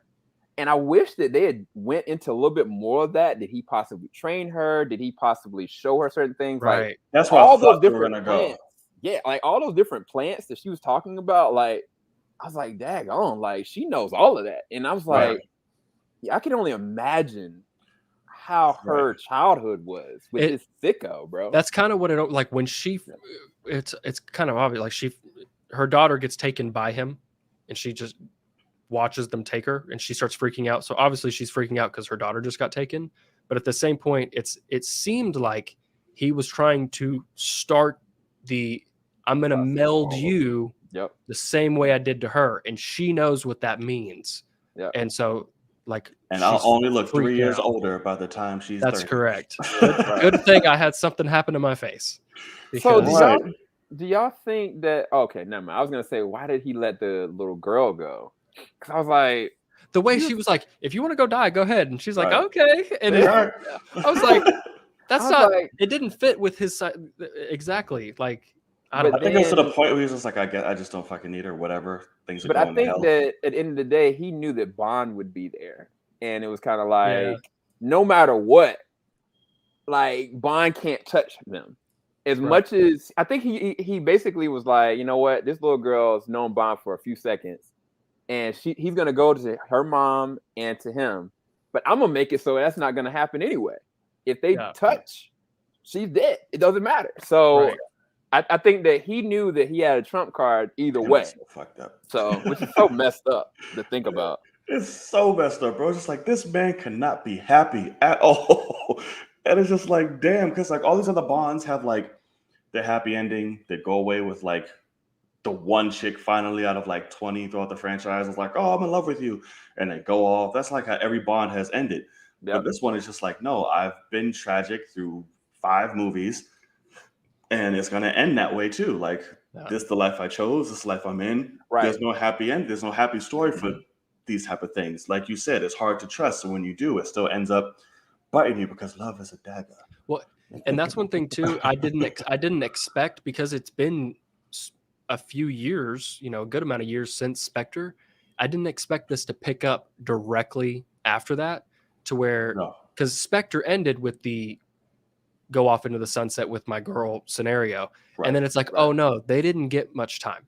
Like, they immediately went to go, you know, get rid of his past, and shit hit the fan. And so it's like, I love that they robbed that from him and then said 5 years later, they pulled an Endgame and said 5 years later. And, but I love that it's like, because I thought, oh, they've been living pretty for 5 years. And that's when No Time to Die starts. It's like, no, they had no time to even be happy together. And I love that, because that is the story that they have told with Bond, is he never gets that chance to breathe, really. He's always having to figure something out. We have all the time in the world. No. Damn it. Now y'all have all the time in the world. Fuck. It sucks so bad. They did that. They did his death so fucking good when he's like that girl is the most beautiful thing I've ever seen in my life. And like, they're like, he's like, I'm like, oh my God, you are, bro. absolutely destroying everyone in the theater. Me the most beautiful. I was like, oh my god, she has your eyes. She's like, I know she has my eyes. I said that at the very beginning when I met that freaking thing. That's obviously my kid. Because they tried to do that. Because when she first popped up as a kid, there I was like, does Bond have a kid? Yeah. She's like, oh, it's not yours. It's not yours. It's not yours. I'm like, you got some explaining to do that, bitch. Right. That was the thing is, I hope everyone realized when she got thrown on the train that she grabs her stomach and she's. Oh, I saw it. Right. So like, I was kind of like, why is she doing the way John's looking? I don't think he noticed. But yeah, she like because he's like trying to think back. He's like, I'm leaving you, and she like grabs her stomach because she's pregnant, and so that was. We all knew that it was, but and so that was one thing that was funny. Hannah was like, it ended, and she was like, "Why the fuck wouldn't she just tell him?" Like halfway through the movie, like after all the shit, like he'd protected the kid with all his heart anyway. And I was like, I mean, at the end of the day, he would then give his life to save either of them immediately. So it's like she's trying to let him finish his mission, and not absolutely, but he figured it out immediately anyway. I was like, I don't think. Yeah. He's smarter than that. He knows. Yeah, exactly. Because if anything, that or he should have walked in and been like, "Who have you been fucking right after?" That's what I put you on that train. I was like, he could have been. He could have been so mad on the train. And he's like, he looked just like me too, because that kid looks like me. Like, I'm like, bitch, you went to the bathroom. Like, yeah. He's like, you immediately found a replacement. You wasn't that heartbroken. Damn, bye. Fend for yourself. You had some secrets for real. What happened, man? Right. God, you had somebody on the side this whole time. Right. And I loved that we got more of, Christoph, his Blofeld, when he's on screen. I was like, he's killing it. For the moments that we had till he got fucking disintegrated. Do y'all think he was better and more maniacal in this one than he was in Spectre? Yeah. Right. And it's crazy. He didn't have that much screen time, and he was better in this. And this was the one I just feel like they went to him and said, "Hey, you've got one scene, but like go hard, like mustache twisting, like you now get to show all your cards. Yeah, be crazy." And because from what I understand, that's most of the Bond villains is they're just whack jobs outright. And they've had nuance in this franchise of films, and they're like, no, let him just play all your cards out. He's sitting there in a box. Be crazy because he can't be physical. And all the Bonds are like, their villains are like crazy, like it's some kind of crazy gimmick or just like something's out there. Craig's have been the most like grounded, like, okay, I'm a human being, type thing. The only thing that was remotely crazy to what the old Bond villains used to be was Silva. When he took his thing out and it's all like, right. Because most Bond villains would be known for like aspect like Jaws has the teeth, Oddjob had the hat, Blofeld the eye and cat and all that shit. Yeah. So it was definitely great to see that. Ralph Fiennes did great as M. Again, I really liked him in this one. Oh yeah, I love what they did with him in this one because it was kind of like, it's your fault. Did he turn turncoat? Like, is this his fault? Like for a minute, I was like, is he bad? Did he decide to make this decision and then get stuck in it? Because Bond was like calling him out, like, nah, homie. Yeah. Like, what did you do? This is your fault. Like, don't put it on me. And I was like, I love that they gave me that little bit of misdirection because he kind of came in as him. So we don't know. He was playing along. We don't really know what he's really about other than the fact that he trusted Bond. Outside of that, he could have turned. And I love what they did with him for sure. No, absolutely. And Moneypenny, she was good. Man, little second she was in, she did her thing. I was like, okay. Oh, she wasn't in it for long. She was good at what she did. Bruh, they didn't use her character at all since Skyfall, bro. Yeah, no, they didn't. Like, because Moneypenny's such an iconic character. Like, they really didn't do. Like, they set her up perfectly for Skyfall to do more romantically or as a character, but they were just like, nah. Yeah, so I don't know. See, that's what's funny too is like I remember like because she got introduced in Skyfall, correct? Yeah. And she shot him. She shot him. Yeah, that's right. And I remember when they like reveal her name, I was like, well, that god awful name must be from like it's a callback because that's the dumbest shit I've ever heard. And so that was the thing is like, but it is funny how y'all are like, oh, it's such a classic character and like they messed her up and like I don't care about her one bit besides what she did in Skyfall. Like obviously they could have utilized her better than just she's like, oh, she took a desk job. And like that's how she like that's like her ending is like, oh, that's literally through the franchise. Moneypenny is like the desk job, like receptionist, like classic person. And so it's just like, oh, she's not doing anything anymore. You know, she's just hanging out with everybody up at HQ. Q was good. This film, I liked Q a lot, and I liked his involvement at the end. I love that he's like Bond's like, hey, I need you to act outside of the lines here, and he's like, fine. Like he's like without, he's just like, I will do this for you. Even though he definitely shouldn't, and he could easily get in so much trouble. He's like, and our first gay quartermaster in the Bond franchise, which is interesting too. They did kind of confirm that, yeah. I wish it was really subtle.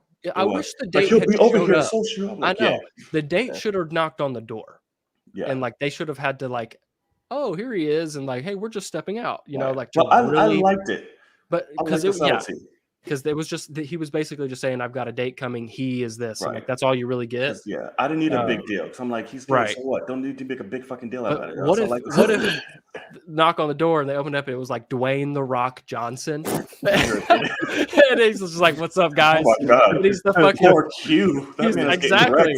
Well, he looks like Timothy Chalamet. You're gonna tell me what end do you think he's on? No, I'm saying that's exactly. I said he's gonna get wrecked. I feel so bad. I do want to say one thing that pissed me off about No Time to Die. Logan Ash is using my name, and he's a piece of shit. Oh. And fuck Logan Ash. They say his name 1,000 times, and I'm like, first of all, he's the shittiest. He's like, he smiles too much. He's this and that, and then all of a sudden he's the bad guy, and I'm like, oh, fucking course. Like he kills Felix, man. He's the worst character, and then he kills Felix. He's a piece of shit. He's Spectre, and I'm like, you gotta like, of course, because like as soon as they said Logan, everybody was like, oh look, like they looked down the row at me, and I'm like. Obviously, but he got a great death. He got smashed by a fucking Range Rover. That scene. Can we talk about that scene? By the way. Oh my god! Holy hell! So here's the thing. What I'll tell y'all right now is like I did not expect this. I am dying to get back to the theater this weekend to watch this again. I am too. It's boiling up inside of me because I liked this way too much to be like I need to watch this again and make sure I'm not crazy. Because I thought it was, I really was so surprised with how good it ended, and that scene in the freaking forest, and that's what I mean is like beautiful, dude. Oh my God. Everything's personal. Ooh, yeah. Where I'm protecting, my girl and my obvious daughter, but I'm not gonna, say that. But he just goes full on like Punisher. Oh yeah, he went Rambo Punisher on it. The fact that he's like, all right, first gun I'm gonna grab. He's like. Grenade launcher, and it's like, oh shit, he's going in right now. And like everybody, like the whole crowd, as soon as like all of a sudden he just like loads that, everybody was like, oh, like you heard it across the crowd that they're like, he's pissed, and it worked so well. Like, yeah, exactly. Right. And that's what you like. You need character, like you need personal things. Like that's what I love. Like Skyfall went back to where his life like. Flipped upside down, went to his original house. Yeah. Then Spectre was like, surprise, here's the guy that ruined your second life, like killed your second father figure and ruined your life there. And now No Time to Die, it's like, oh, you had a family. We're also going to ruin that for you. And I think that's so awesome though, because that makes me care. Because like still to this day, I cannot for the life of me think about who the villain of Quantum of Solace was. And that's ridiculous. I'm a little fucking dweeb. I just remembered that they were at like the Iraqi Pentagon and they blew it up. That's all I remember is this giant fortress on fire. And that's it. It's really bad. Yeah, so Quantum of Solace is not the best. This dude named Dominic was just Dominic tried to play gangster, and honestly, I was kind of like, just show me where Mr. White connects to this, so we can get the Spectre and see where this is going. But the funny thing about this, though, is when I think about Casino Royale, is that Bond in that movie, especially when it began, he didn't care whether he lived or died at any time.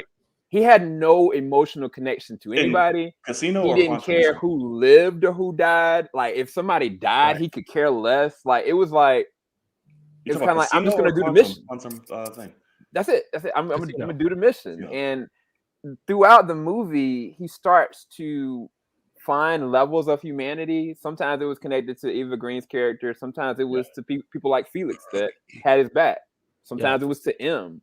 To me, the most interesting thing was that his connection to M was the thing that kind of kept him going. Yeah. Because after she died, you know what I'm saying? After Ava's character died, it was kind of like he wanted to die. Like he really wanted to actually die from that point. But she was like, no, like continue. And then it was like, okay, I'm going to use that pain as anger and fuel. To that same exact moment, like Logan just described in the woods, I was like, I still see that same exact anger. I was seeing like the same exact dominance that he's capable of. Because, I mean, I think one of the things about heroes and villains is that you have to have a little bit of tragedy to make you more well-rounded. It's like, as awesome and fun as it was. You can't be squeaky clean, bro. Right. As fun as it was to see him in Casino Royale just going off, the moment that Ava's character died, that was the moment I was like, okay, now he can. Well, he lost his humanity in that point. Right. You know? Yeah. Because I mean, I say one thing I did hear Logan say last time was, how in the world did this man fall in love with this girl over one movie? Now, this is movie logic. So it happens all the time. Unfortunately, Bond is this, the era is that women just flock to him, unfortunately. Yeah. Thankfully, he kept it down to 2 women, I think, in that movie. Is that right? What, Casino? Yeah, there's only 2 women, I think. It was her and, I mean, barely, because the one, he just kissed her a few to get information and dipped out. He really didn't sleep with her. That's right. He didn't even sleep with that girl. I forgot about that. So, but the girl, that's the one that the girl gets destroyed. She's at the beach and like in the hammock, all fucked up. Hammed up. Yeah. Literally. Yeah. they wrap her up like a ham. That's right. Yeah. Yeah. But normally, Logan, like, Bond has got like 5 or 3 different girls, and they just run through. So it's kind of like it was a nice change of pace for me, where he just wasn't all over different women. And it's always the ones that refuse him, like at first to give pushback, that he ends up falling in love with. So that's what I was going to bring up. I'm glad you brought this up, because I'm realizing as we're talking why Casino doesn't work for me and why the rest of this franchise, I've been so frustrated that they keep bringing Vesper back up. I never fell for him falling for her. Like, I never saw that kind of connection. Like, I distinctly remember watching Casino with my girl, and both of us are sitting there going, why does he care so much that she's drowning? Like, we didn't see that connection that everyone, like, we apparently just missed it. I don't know what the deal is, but because now I'm realizing, like, you see it in No Time to Die very, very hard, but like the logic in the third act of Casino just frustrates me anyway. But I think that's where my situation really dwells from, is I don't see Casino as personal, even though he's supposed to lose his first love in the last 26 minutes of that movie. Yeah. I don't think it's personal. I think M said it best. I think it was all a lesson for him. Like, because that's what's like, good, then you've learned your lesson. Like, it was all about trust in that sense, because it was just like their love, yes, it was shoehorned in because it's Bond, but it was the fact of women just swoon over this man, but she was the first not to right off the bat. She's like, no, I want to push back. No, it's not going to be that fucking easy. And in the moment, I think that she kind of like fell was the fact that, saving her life in that whole stairwell fight that you love so much.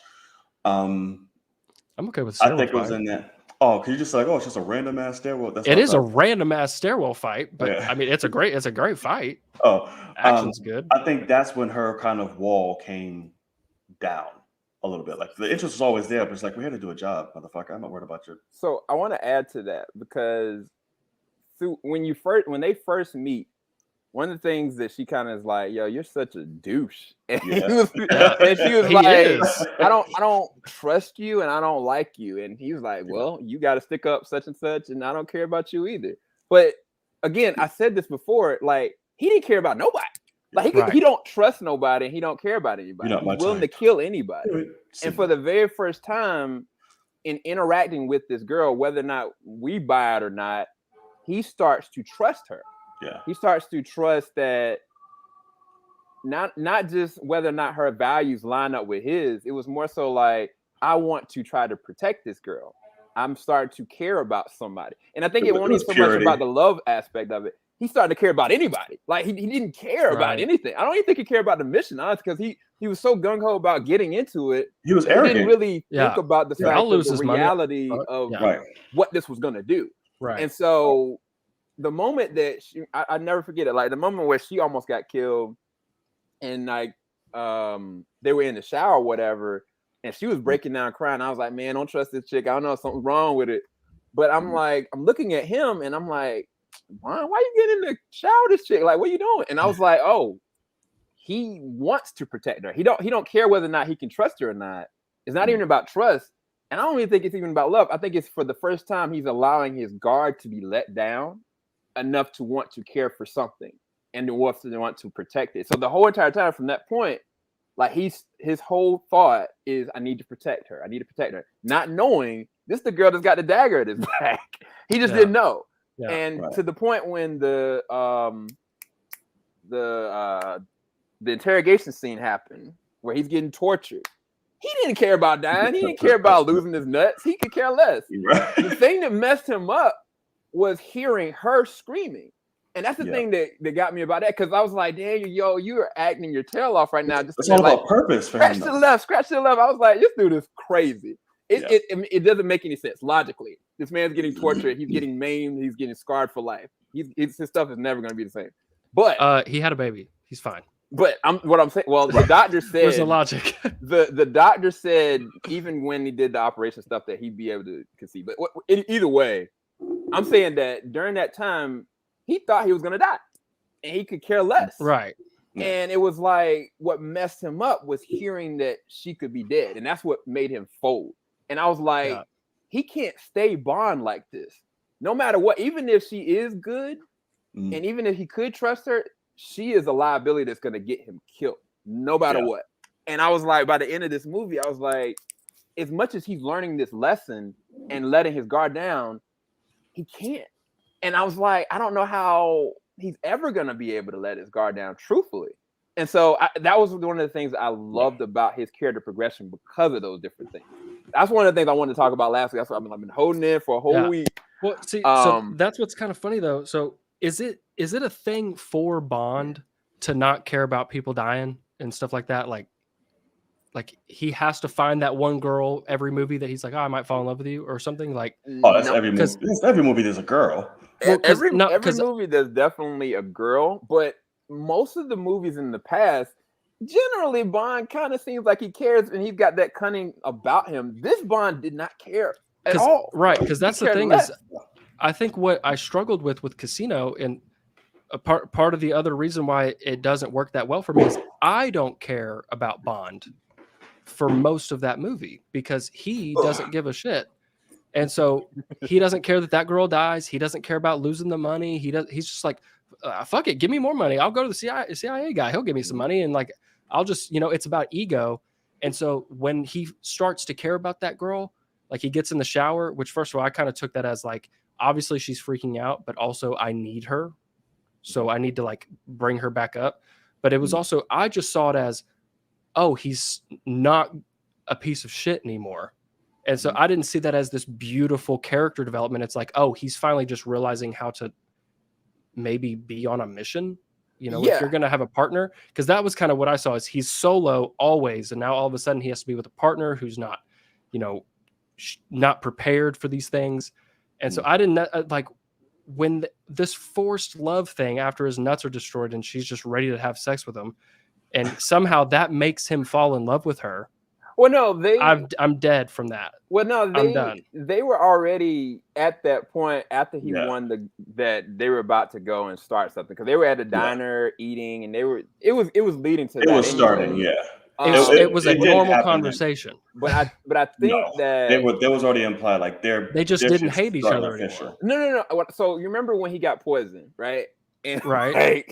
Which is hilarious. When he got to the car, I was like, yo, I've never seen Bond this vulnerable before. No. Like, it doesn't happen. Like, I mean, it's multiple different times. Like, this man is literally at his most vulnerable point as a character. Like, Bond doesn't get that vulnerable. It doesn't happen. So that's one of the things that resonated vulnerable. I liked. Right. And so when I was like, yo, this dude about to die. Like, straight up, he's got the valves on. Like, he can't clicking it right. It ain't working. And she showed up, and of course, at the nick of time, saved him. But for him, he didn't know. He thought he was gonna die, and he was fine with that. Like, he did the best he could, and it surprised him to see that she was the person that did it. It wasn't even that, oh, maybe she's trying to, keep me alive for another reason. But it was like, no, like, I now can depend on her, you know, kind of thing. And I think that's where, because the whole thing is about trust. That when that happened, that wall went down. Yeah, and it's like that's why it came full circle, and that's why that conversation at the end was so crucial between him and M, whatever, because it was all the lesson. And listen, it's your first time getting the fucking double O's. Like, you need to understand what you're getting into, what you're doing, all this good shit. And it's just like you said, that moment was the first time she was like, "Oh, I can depend on you. I can trust you." That guard's coming down, and now all these other things. I really wish that I could interpret this movie the way y'all are, because for me, it's quite obvious. All that girl all Vesper cared about was continuing the mission. If Bond goes out there and dies, all that money is lost to a terrorist organization, which was her entire mission. So I saw that. I don't see him looking at that and going, "Oh, I can trust her now." He's sitting there going, "Hey, well, thanks for that. Let me go and get in the shower real quick and, wipe down, and I'll be all right." So I wish that I could interpret it like that. And I hate that you can keep saying what you think over and over again. And I think it's garbage. I wish that wasn't the case. I think I understand what you're saying. You're using the logic with it. And the logic side of it, what you're saying makes complete sense. But for him, logic went out the door. I think that's the reality of the humanity of what his situation was. And what you're saying makes complete sense. I think that you're right there too. Is why Skyfall I like so much, which obviously it's just a fucking great movie. But yeah, in Casino, he's so egotistical while losing over and over again. Yeah. Lose enough times, you'll succeed. And that's literally what happens in that movie. He gets his ass beat and gets outsmarted multiple times in that movie while still being a douchebag, egotistical guy. So I did not care about him at all. Like, he was not likable to me at all. I didn't think Daniel Craig was doing a great acting job or anything. He's just action star. That's all it seemed like. I didn't get any nuance. Like, that's why when the girls falling all over him in the very beginning, I'm like, for what? Like, he's a white guy with blue eyes. Like, that's all he is. He's nothing special. I mean, he was built though, man. Dude was stacked. Like, go to any beach and you're gonna see that man walking around. I don't know about that, but put him in a tux. It's not that. I look pretty good in a tux, and I have no muscle on me at all. Do you look good in a Speedo? Did he really look that good in a Speedo? Do we have to put the picture up? Because I don't feel like doing it. Speedo, bro. Like the dude. I mean, his little thing was just poking. It didn't look like you're too good there. I mean, physically, this is the most in shape Bond that we have ever had. And see, so that's the thing. I'm looking at this as action franchise first time, not comparing it to anything else. And the first two movies, I can't believe those were made. And it's because they were being made compared to other Bond scripts. And so Casino's great, and Quantum is probably okay compared to the other 10 the other bad ones, masterpieces. That was the other thing I was going to say last week is that you do well. I'm pretty sure you knew that Casino Royale is a remake of the original Casino. No. Yeah, and so it was kind of like it was literally a remake from what they did, but they changed it in such a way that it was more easily digestible for audience that just really wanted to see a very first good action Bond film. It was made off of the first Bond book, like the book Casino Royale. So they made it into the movie or whatever. I just think when it comes down to it with this whole franchise, now that it's actually over for sure, my father-in-law's not correct. He's not coming back. Anna's coming back. She's going to be the new 00. Set the world on fire. Hilarious. And I do like that they set that up in this film. They were saying like 00 is just a fucking number. Like, it's like Jesus Christ. She was being kind of a dick, by the way. She was being a dick. She was like, you'd think they'd retire that, but no, they gave it right to me. It's like, how about you shut up? It's like, but no, what I'm realizing with this whole franchise, the reason why my top 3 is Skyfall, No Time to Die, and then Spectre is because I care about the personal stuff. Oh, really? To where, I don't like it more than I like Spectre more than Casino.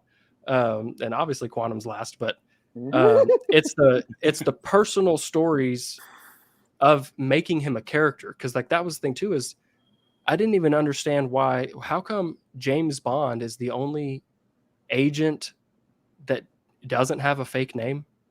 And so it was like kind of weird to me that like his dad was Bond. You find that out in Skyfall when they see the graves. And so it's like, I found that weird, and I was like trying to figure this out. But at the end of the day, it's like I like that the last 3 is just a trilogy of very personal stories, where the first one is him being haunted by a past while trying to save his mother figure. And then the second one is a brother coming out of the woodwork that he thought had gone away, but past is coming back. And then this one, obviously, it's his future that he's trying to protect with this daughter. All of a sudden he realizes.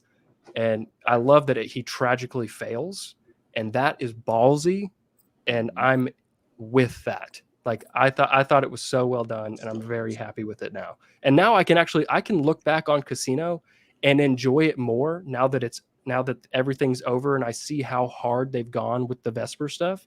But still, when I watch that, I'm like, she double-crossed you and then just didn't want you to die. But you like fell in love with her. And that's how I see it. It's like, it's just frustrating me because he was such a player that it just doesn't work for me that you fall in love with the first girl that doesn't say yes the first time. She says yes 2 times later, and then she says yes again without you asking. She just comes over and tries to suck on your dick after your nuts are destroyed. So it's like but I do have a ton of fondness though. Like I'm glad I own them all. I'm definitely going to own No Time to Die. And I can go back and watch for sure the last 3. I need to go back and rewatch Casino. It's just going to be a struggle to actually make me sit down and allow myself to do it. But if I do, I think I'll enjoy it, because at the end of the day, Mads Mikkelsen is great. I'm about to say in that movie. He is a beast. I love that the first villain, because I knew that it's supposed to be a lot of, mustache twisting, like why are they bad, whatever. So I liked that he was as desperate as Bond with that casino game. He said there at the casino going, if I lose this, I'm dead. Yeah. And it's like, I like that. And now when he grabs when he gets the rope thing out, all of a sudden he's really good at this. I was like, what? You ruined it. Like that actually did ruin. Like I was like, all the nuance from that went away, because all of a sudden he's just swinging this thing around, going for nuts, dude. I'm like, I'm sorry, Logan. So it's wild. I thought okay. I had 3 different emotions during this. I was like, oh my gosh, what is happening to this man? 2, I was like, this is hilarious. And then 3, like, Bond is freaking insane. This is the very first Bond that I can say that this man is outside of his mind. And I was kind of like, that for me, from an acting standpoint, only he would have been able to do that. Like, honestly, I can't really think of any other actors. Like, because the whole entire movie, I was like, he's a douchebag. Yeah, he's got edge to him. He might start caring. Oh, no, he's actually crazy. And I was like, this is the first Bond I've seen is that insane. And so for me, that whole thing was just awesome to me. It's the first Bond to do this, or it's different than what I've seen. Like Tom Cruise could have done that all day long and been batshit crazy after walking around in a tuxedo all day. A lot of actors could do that, because Daniel Craig is not that good of an actor. He's a great actor, but he's not that great. Like he's not fucking top tier. Like you could get a lot of people that go in there and act like they're getting their nuts beat and be psycho about it. But no, he's a great actor. He's an amazing actor. Yeah. I mean, what's his best performance? One of these? No. He's great in Logan Lucky. I was gonna say Logan Lucky. He's crazy. Yeah. Well, Knives Out, great. Of course, he does good in Bond, but gets better as he goes along. Girl with the Dragon Tattoo, he's great. But yeah, at the end of the day, when it comes to that the nut hitting scene, my girl and I thought it was a joke. We thought we had put the wrong disc in, and it like the third act went to a fake ending. Because like you were saying, like, oh, this Bond's crazy. I was sitting there screaming at the TV going, who wrote this? I was like, they filmed this after they wrote this? And someone said yes. Like it completely jumped the shark for me from being grounded, because even then he gets his nuts destroyed and he's right back to being able to use them. And I was like, what is like he had surgery and he's ready to have sex with this girl right anyway. But it was just it was funny. How much time was that went by? Blood. They didn't really say, to be honest with you. Yeah, they didn't clarify. But how much time we gonna allow it to be? I mean, it wasn't 6 months. I was gonna say it's gonna need to be at least 3 to 6 months. I mean, sure. At least 3 to 6. I mean, he had surgery on his scrotum. Like he doesn't even have his stitches out. He was in the first Tomb Raider, and I forget that every time. But oh, that's funny. Yeah, no, yeah, he was. Every time I forgot that was him. Yeah, and Gerard Butler was in the second one, so it was. Forgot that. But hilarious. Yeah, so it's just like I don't know. But here's the questions though. Now we've seen all of them. Yeah. Who is your favorite Bond villain? Who has the best theme? And yeah, we'll do that too. Since we already know what's your favorite movie in order. Who's the best villain? It's pretty obvious. You going with Schiffer? Yeah, Skyfall is the answer for all of these. Oh, for the villain theme, and the theme. Silva. Okay, cool. Because Silva's mine for the best villain. So that surprised the hell out of me. Like Javier Bardem blew me away with that one. Like I almost wish they didn't have the weird CG falling apart face. It wasn't necessary. Like he was already so crazy and terrifyingly smart. Speaking of first day. True. Yeah. But yeah, no, Skyfall is so damn good. That part was so funny. They implied something with Bond with that one, that Bond might, yeah. Like, he might have been too. Yeah, I'm good. Yeah, he's like, what makes you think it's the first time? Yeah, yeah, I'm ready. Because or we can eat each other. So for me, we're going off of first villain, and what was the rest of them? First villain, best villain, and the theme. Like where the best theme song, like the intro. So dang, this is the only thing I liked about Spectre. I actually like Sam Smith's. The song's good. Oh, the writing on the wall, that one. Well, it's hard because Adele Skyfall. I really love it. I know, but if I had to put on one right now, like Sam Smith, just based off his voice alone, like I really love what he did with that track, and that's not coming against Billy because Billy did a great job with this one, but I don't know, like Sam just crushed it. That was one of the only things I really liked about Spectre. Silva all day. Like Silva was the freaking man, dude. Like I was kind of like, not only does he have the physicality of doing whatever Bond can do, but he technically is smarter.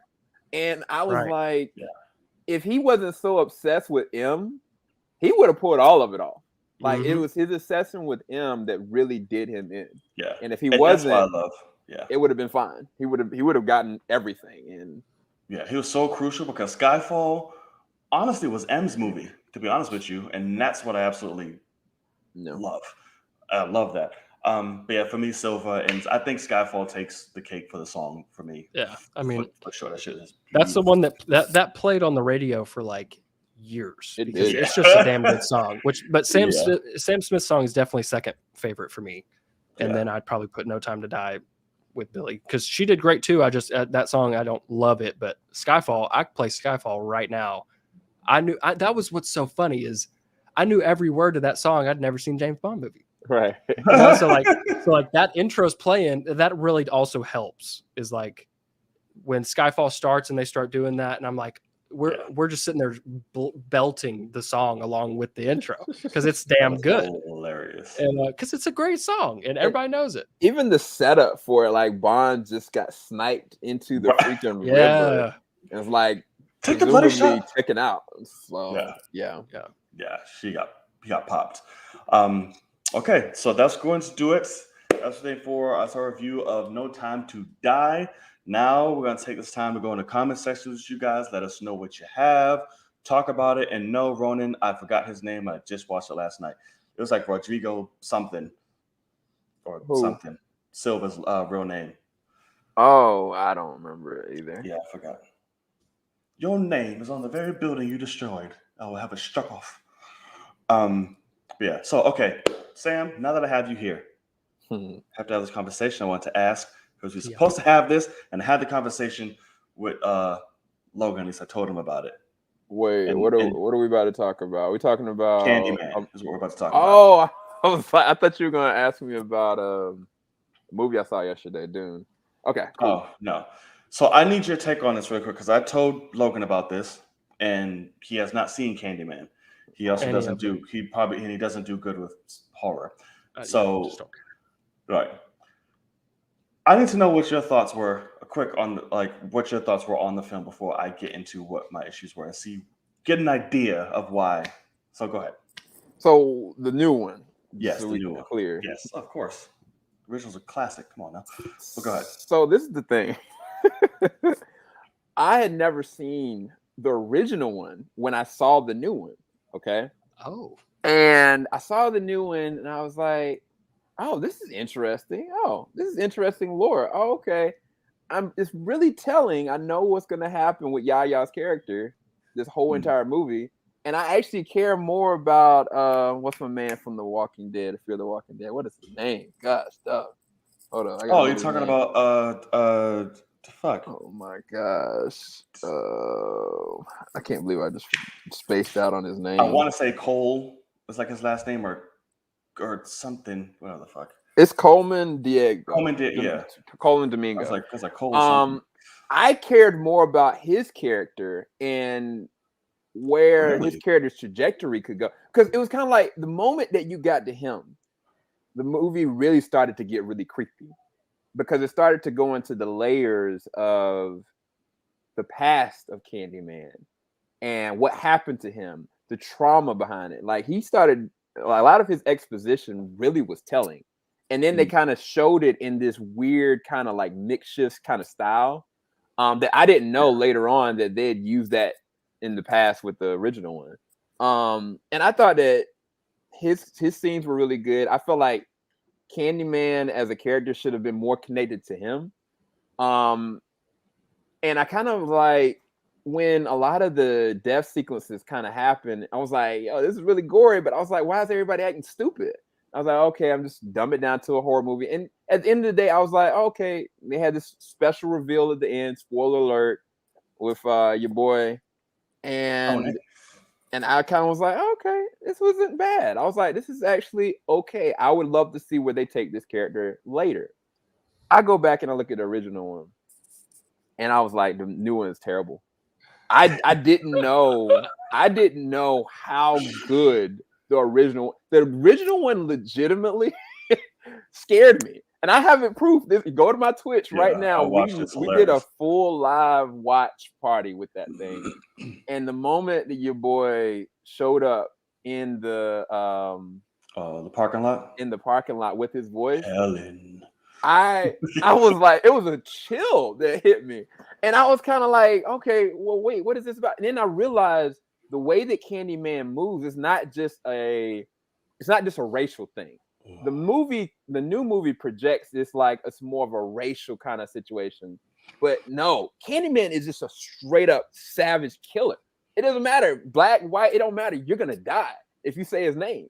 And it was kind of like the old one was so much more demented and more special and classic to me after the fact of watching the new one. Now, I mean, I guess it benefited. It made me go back and watch the original. It did its job.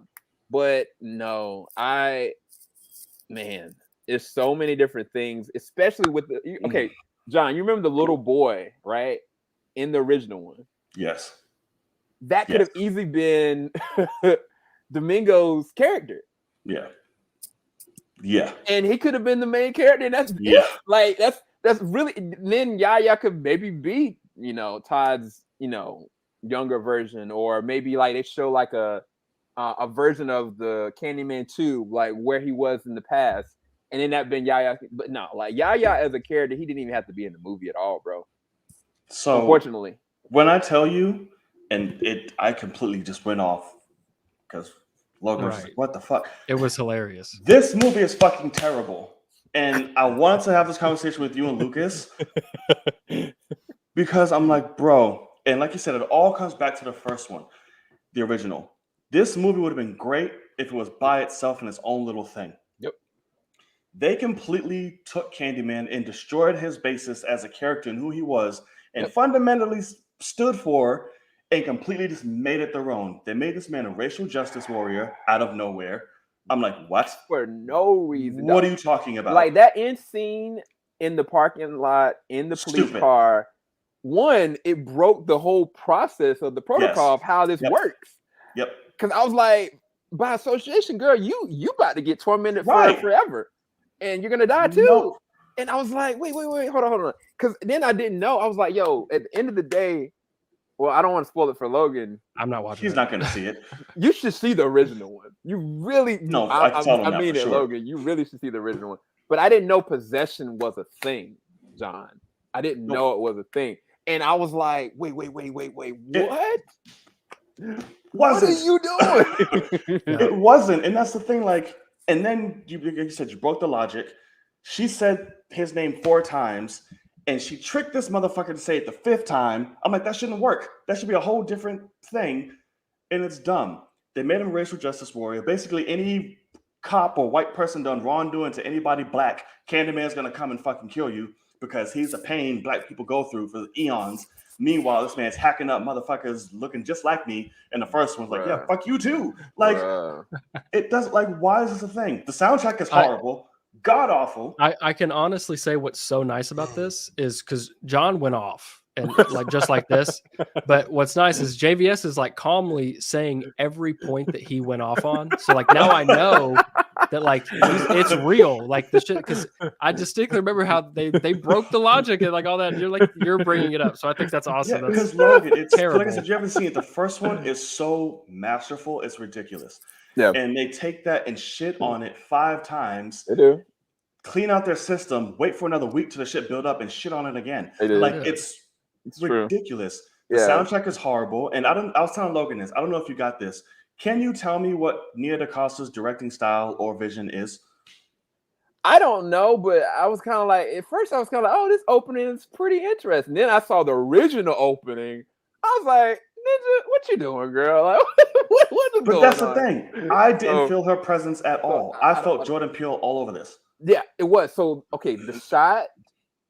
Nah, actually, no. That wasn't even. Wait, hold up. Yeah, it wasn't this one. Okay, so the shot where Yahya's character goes to the other person's apartment, and it's a breakaway shot that goes all the way outside the building, and it shows everything. I was like, okay, that's a really inventive way of doing it. But then when I think back to the original one, and they're just talking about this little kid that's getting murdered, basically in a public bathroom, disemboweled. And then they just show a small little clip of it. And I was like, no, you can't touch that. Like, I don't know what you're trying to do in this movie, but every death happened off screen outside of the art dealer. His girlfriend. No. I didn't see anything up front. No. Nobody getting slashed up. Every death happened off screen. The music was horrible, where the original was masterful. All this Jordan Peele shit.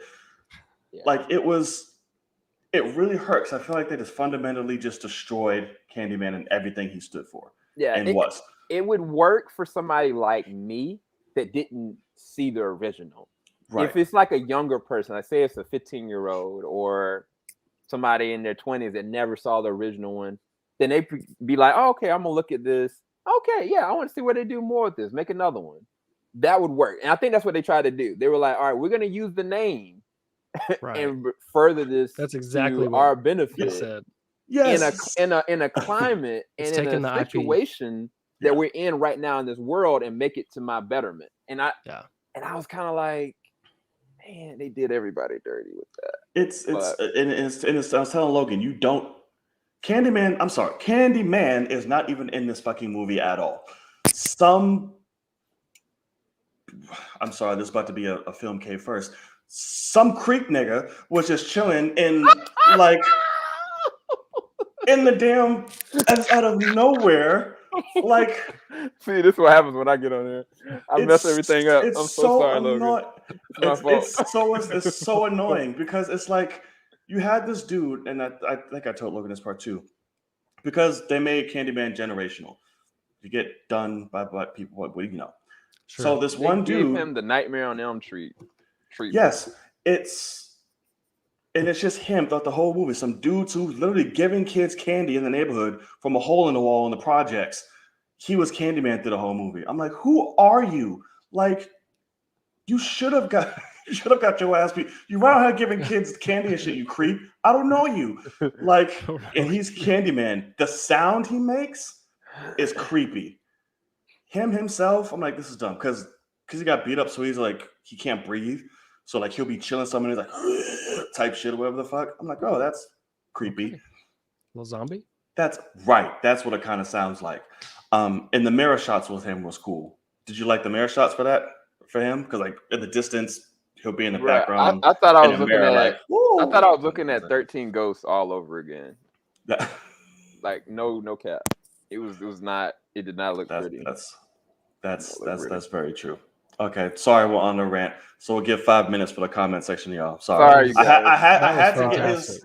I had to get his point of view. You've been waiting on that, yeah. I have, because I was like, I know he's new to it and got all this. I had to. I wanted him and Lucas because I know. Oh, Lucas would have made this a very unfiltered cave. That's the best. It would have been a very different cave. Yeah, it very would have. But he loved Venom. You said he liked Venom. That was interesting. Oh yeah. I wouldn't have got that. He actually really liked Venom. But to be fair, Lucas has been saying for the past 2 years what Sony's been doing ever since they got their new main lead, the COO. Like he kind of was like, look, this is what they about to do. And sure enough, everything that he said has been literally happening to a T, to the point now this No Way Home is about to be very telling if Lucas is completely right. Well, is that what you were talking about when it was like they're using Marvel they used Marvel to bring Spider-Man back up, and now they're building Sony universe with Spider-Man stuff to steal him back? Basically, was that what y'all were talking about? So what we were saying is that no, it's almost the opposite. Actually, like they use Marvel because they know for a fact Marvel. When you think of Marvel, the first character you think of is Spider-Man. Correct. Yeah, for sure. Like, and they own that. They own every character that's connected to Spider-Man. So it's kind of like it's more beneficial for Marvel to work business with them. But it's kind of like now that they've kind of laid their own foundation with the Spider-Verse, with the series, and now with these string of movies, they can do whatever they want to because now it's a multiverse situation. They can pull Miles Morales and put him in live action if they want to. Right. They can pull Ghost Spider or Spider-Gwen, put her live action or a TV series. Like there's so much now that they've already foundationally made that Marvel is like, man, I'm just hoping they cut us a deal, man. Like I want to get a Secret Wars and Avengers. I'm pretty sure that's what they I think that's where the last time, if they don't change it, that Spider-Man will show up. That's the very last one that they have contractually. It'll probably be a Secret Wars Avengers type of film. But yeah, no, like Marvel has everything to lose, and especially now with what's going on with I don't think Marvel cares that much. The original creators. No, bro, Marvel needs Spider-Man, dude. They do not need Spider-Man. They need Spider-Man? Who are the main core characters right now that are going to lead the Avengers that are still alive? Captain America. No. Sam Wilson. Okay. Yes. That's Captain America. But Doctor Strange, obviously. Wanda, obviously. Captain Marvel, obviously. I mean, Shang-Chi now. But I don't think he'll be a lead. What I'm saying is that I think that you're absolutely wrong about needing Spider-Man. They almost lost Spider-Man. I don't think they need Spider-Man. They don't care. They're making better movies than Sony could ever make.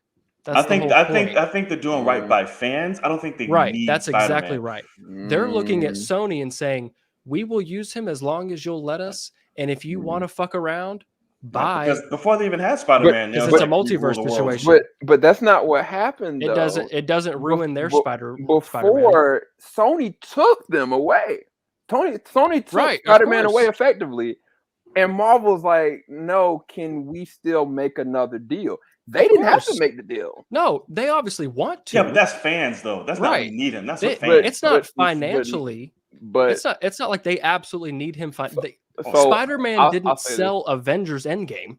So okay, all right. Let's roll this back. Or Avengers 1 or 2. And I'm not taking sides because I'm a Spider-Man fan and I'm a Marvel Man fan. What I'm saying is this: Marvel Man, Civil War, right? Mm-hmm. First debut of Black Panther, huge. Yeah. It was amazing to see Winter Soldier back.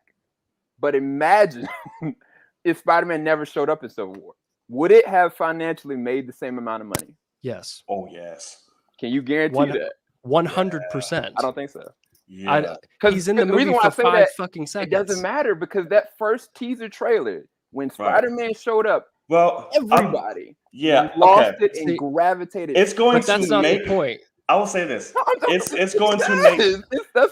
I'm going to say this. He's in the movie for 15 minutes. It doesn't matter. It doesn't matter. Sam the movie is, but the movie is made by multiple viewings. So when Peter Parker, when you finally get a fully realized younger Peter Parker, and everybody will tell you, normal people can tell you because I had conversations with everybody. They were like, "Yo, oh my gosh, this is my Peter Parker. Oh my gosh, he was so good." Even in the small amount of time he was in it, they were like, "Oh, I want to see him again in this." Well, now, legacy-wise, it works for the Marvel, universe and where they're going to go and progressing Captain America and the Winter Soldier and Iron Man and where they're leading it to, of course. But I'm saying that for that movie, financially, it added because of Spider-Man. It definitely added. You both are right. It added. It would have crossed $1 billion. I don't think it would have made the same amount of money without. It would have made slightly less because it lost the biggest. But it's making dumbass amounts of money. It's making $1 billion because it's the Avengers fighting each other. That's why people are going. Yeah, Spider-Man helps absolutely, but it is making buku amounts of damn money without him. Like, I want to do a poll. We should make this a whole different video because I really want to bring some people in to ask the question. I'll be perfectly honest. You are the first person I've ever heard bring this point up, and I think that's batshit crazy.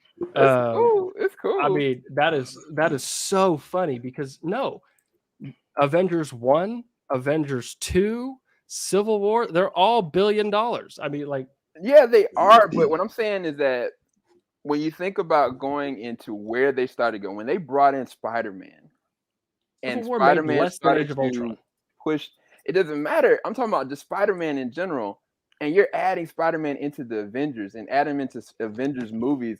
The thoughts that people started having, like, oh man, Spider-Man's in this, anybody can come.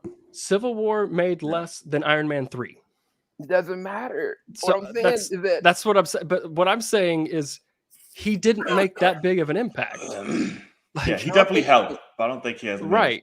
I mean, I think Civil War would have been still bonkers without Spider-Man, but he helps. He wasn't even in the movie until last second. They had to rewrite They had to give him one scene.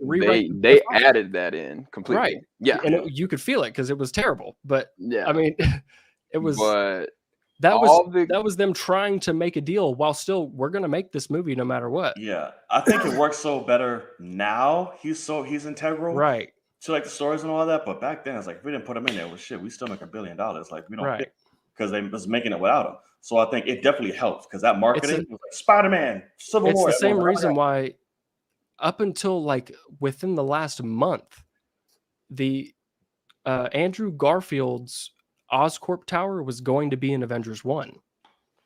And like they had to take it out because they were already going to have that be connected because Sony wanted to make a deal. And then it ended up falling apart because Sony's terrible.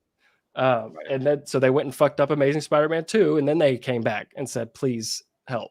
So I mean, it's like I think that's super interesting though, that we'll find out, because that's the thing is Sony's gonna take Spider-Man back. And when they destroy Tom Holland's Spider-Man, I'm going to be so upset because they're out here putting stuff out like Venom, Let There Be Carnage. And did you see the original title for what that was going to be called? Venom 2? No. I forgot. Oh, it was oh my god. I read it, but hold on, I'll pull that shit right now. Something literally about them too, like in love and shit. Yeah, it was like a love thing. Love will tear us apart. Yeah, there you go. That was the original for Venom 2. I was like, oh. So okay, I'm gonna ask a better question. What is the most? Why do you think people are excited about the new Spider-Man movie?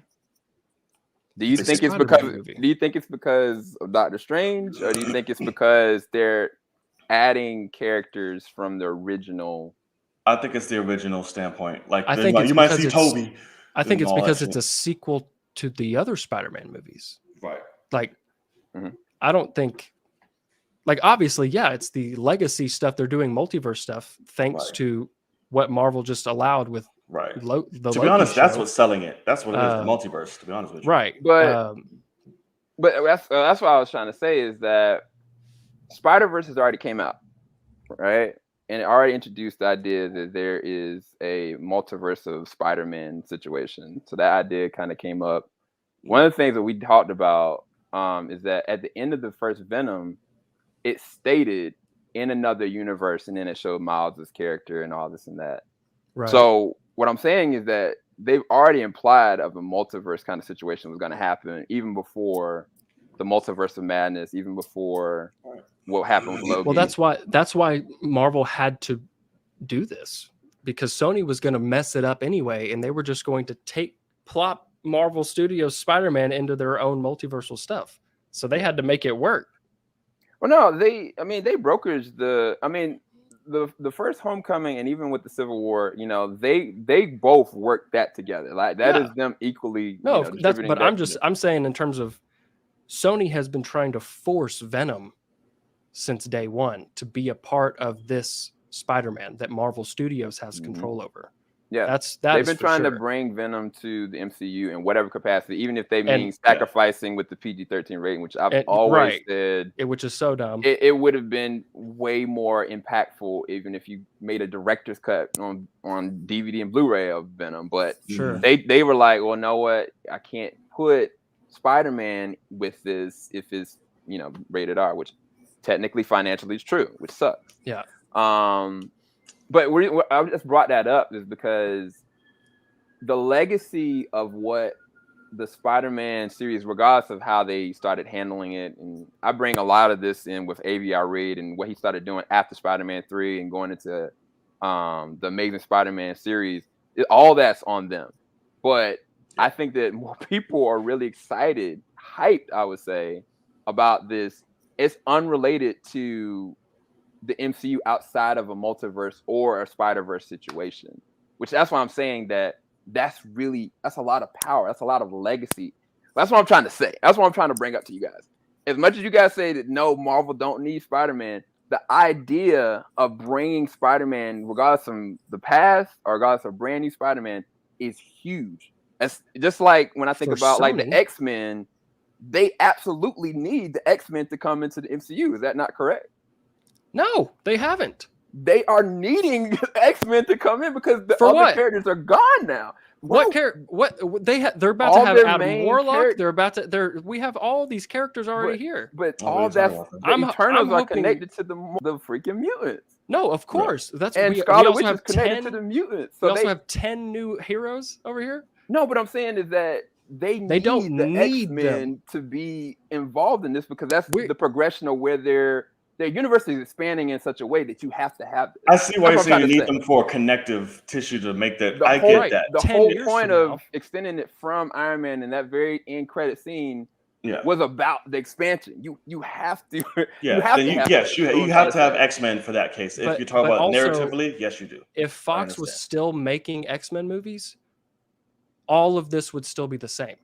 We'd still have Wanda doing her thing as Scarlet Witch. We'd still have the Eternals coming out. Fox would just be putting out more garbage X-Men movies with us having no hope to ever see a mutant. But that's the thing that they said about Sony, and Sony brokeraged the deal with the MCU to bring inclusion in it. I'm not saying that they won't be still making terrible movies from the Fox standpoint, but it could be possible that they would have been like, okay, Disney, well, we'll give you X amount of characters like they did before. Like they did it. Whoa, wow, where'd he go? We lost him. Oh no. Okay. Like they started to do with Quicksilver. What I'm saying is that I think that they would have started brokeraging. Well, that wasn't a brokerage. That was a rights issue. They both had. Oh yeah, that's right. The Quicksilver one was a rights issue. Witch. Yeah. But I'm saying that eventually it would have led to a Wolverine or a character like Magneto. I think that they would have made a deal. I think they would have because I think that Kevin Feige was all about expansion outside of it. But Marvel doesn't need them. That's the thing. That's the whole point of Marvel, though. You got to expand these worlds. Sure, now. Marvel Studios owns plenty. But okay, all right. I'll do another way. Galactus. Do they ever need Galactus? Of course, we want Galactus. Do they need him? No, they haven't. But yes, I don't think they will eventually. But it's all good. Because I haven't seen Galactus be awesome in live action, so I'm personally not really looking forward to that because I don't know much about the comics when it comes to that. And so I don't care. That more makes me nervous. I get what Sam's saying, and I actually agree. So to stand for what he's saying is you're both saying truths, but not on the same kind of thing. So yes, Marvel doesn't need these characters financially to be successful. Right. Can do the stories, absolutely. But at the same time, Marvel does need them to stay on the path of the stories that they're trying to tell with the characters that are connected to. So if you want to go on for mutants, okay, now you need fucking X-Men and all that to continue on. If you want, if you start leading into mutant stuff and you don't own them, that's an issue. Well, that's what he's saying. You need these characters. So they just wouldn't also do like that. Marvels and all that. So it's just like, no, if you're going to do that, you need these characters. That's what I'm saying. You just wouldn't do it. Yeah, but eventually, just like the original characters they started off with, they're gonna have an apex. They're gonna have like a conclusion. And you have to start off with a new legacy. Right. And it's like, just like Captain Marvel, yeah, she could have 3 movies. She could have 8 movies. I don't know. But I'm saying that eventually it's going to bleed over into Rogue. It's going to eventually bleed over to other characters to expand. Because otherwise you don't have any other characters to expand with. That's what I'm trying to say. Yeah, so absolutely they need them to do So what happens after, what happens when we're 10 years after the debut of mutants? Who are we saying? Wait, what mutants? What do you mean? After the MCU has debuted mutants in 10 years after that? I predict in Eternals they're gonna introduce the word mutants. I predict it straight Venom just did it. Yeah. I mean, well, technically, you're right. With Shriek, but mutation. Yeah. Well, I thought that they were gonna do mutants with WandaVision. They should have. Yeah, I thought that was a missed opportunity. Very missed opportunity there, but they definitely should have. But yeah, I mean, no, I think I'm just missing the point of what you're saying because at the end of the day, I think I'll answer that question you said. Marvel was the most profitable and successful franchise ever without Spider-Man and the X-Men. But that's what's happening. You're going from financial. I think he's no, I'm not going about financial. I'm also talking about the fact that my dad still doesn't know, like, oh, Aquaman, am I going to see him with Iron Man?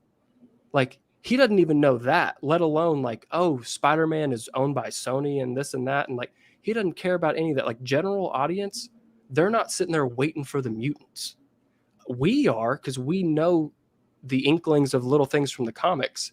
At the end of the day, Marvel Studios has found directors and writers to make good movies, and they can run out of characters. Like, if that's what you're worried about, I find that interesting. But they've just made good movies because Fox has shown you can own the X-Men and fail financially and for fans and for stories. They had to recycle stories, and they own the X-Men. So, like, it's just an interesting thing. I'm trying to figure out exactly what you're trying to say in the sense of. So when you're saying like in 10 years, right, with the mutants, what are they gonna do in 10 years? The concept of say this year, 2020, 21 is when they introduce the idea of mutants. By the time 2031 comes around, there's no telling what they can do, because the comics are still progressing the way the movement of the mutants and the X-Men and other mutations have been. Like, there's so many different things that they can easily do in 10 years from now, because most of these movies take like 3 years to go through anyway, cycling. And so we could have like an X-23 movie in 2031, and we would never. I mean, that's what I'm trying to say, is that when you add characters like the X-Men or like Spider-Man or like the Fantastic Four, you add more extension and more legacy. Well, of course. Use. And so I'm saying you need that, because you don't need you're going to run out of material to use. I can't agree. I think you need it. No, because what you're missing the point of is what you're afraid of is running out of material. What is stopping? No MCU movie has been a direct or even close to direct copy of a comic book. Why can't they bring writers to make original stories to continue their characters' stories? That's what I don't understand. Wait, what do you mean? All these are based off of... No, but they're not copies. No, he means like they're taking like their own creative liberty. They're not following beat by beat of the comic. Like they're looking at Winter Soldier. Okay. They're taking the Winter Soldier, but that you're not going to find that exact movie in a book. That was written by someone who made it better and took their own liberty. Same thing if you go all the way to all the Avengers movies. Those are all done differently. So what's saying they could never make another Doctor Strange comic, which they're about to do the death of Doctor Strange or whatever, but like they could never do another Doctor Strange, but that's not stopping writers from saying, I will just continue it in live action. Like, we don't need material. I mean, but that's true and it's not. So it's kind of like, you can go and say, all right, I'm going to tell what's the new character that we're just doing? Adam Warlock. They say they do an Adam Warlock movie or whatever after Guardians of the Galaxy 3. They're like, all right, I'm going to make an Adam Warlock movie in a way they've never done it before. And I'm going to talk about where his progression is.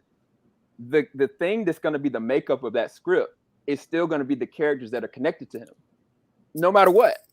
And that's what I'm trying to say, is that those characters that are going to be in the scripts, yes, you can write them differently, you can make them, but it all falls back to the source material that they came from, because that's where the characters come from.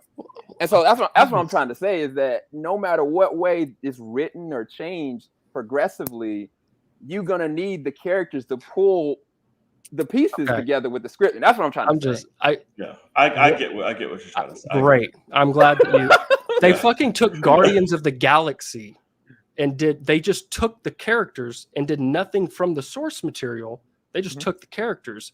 They could take a character that hasn't had anything done with them since 1957 and connect them to a character that they've never messed with from the comics, and it's fine. So I just don't understand what you're saying, but I need to film my Dune review, and it's 10 o'clock. I really don't give a fuck about this conversation because it doesn't make any sense to me at all.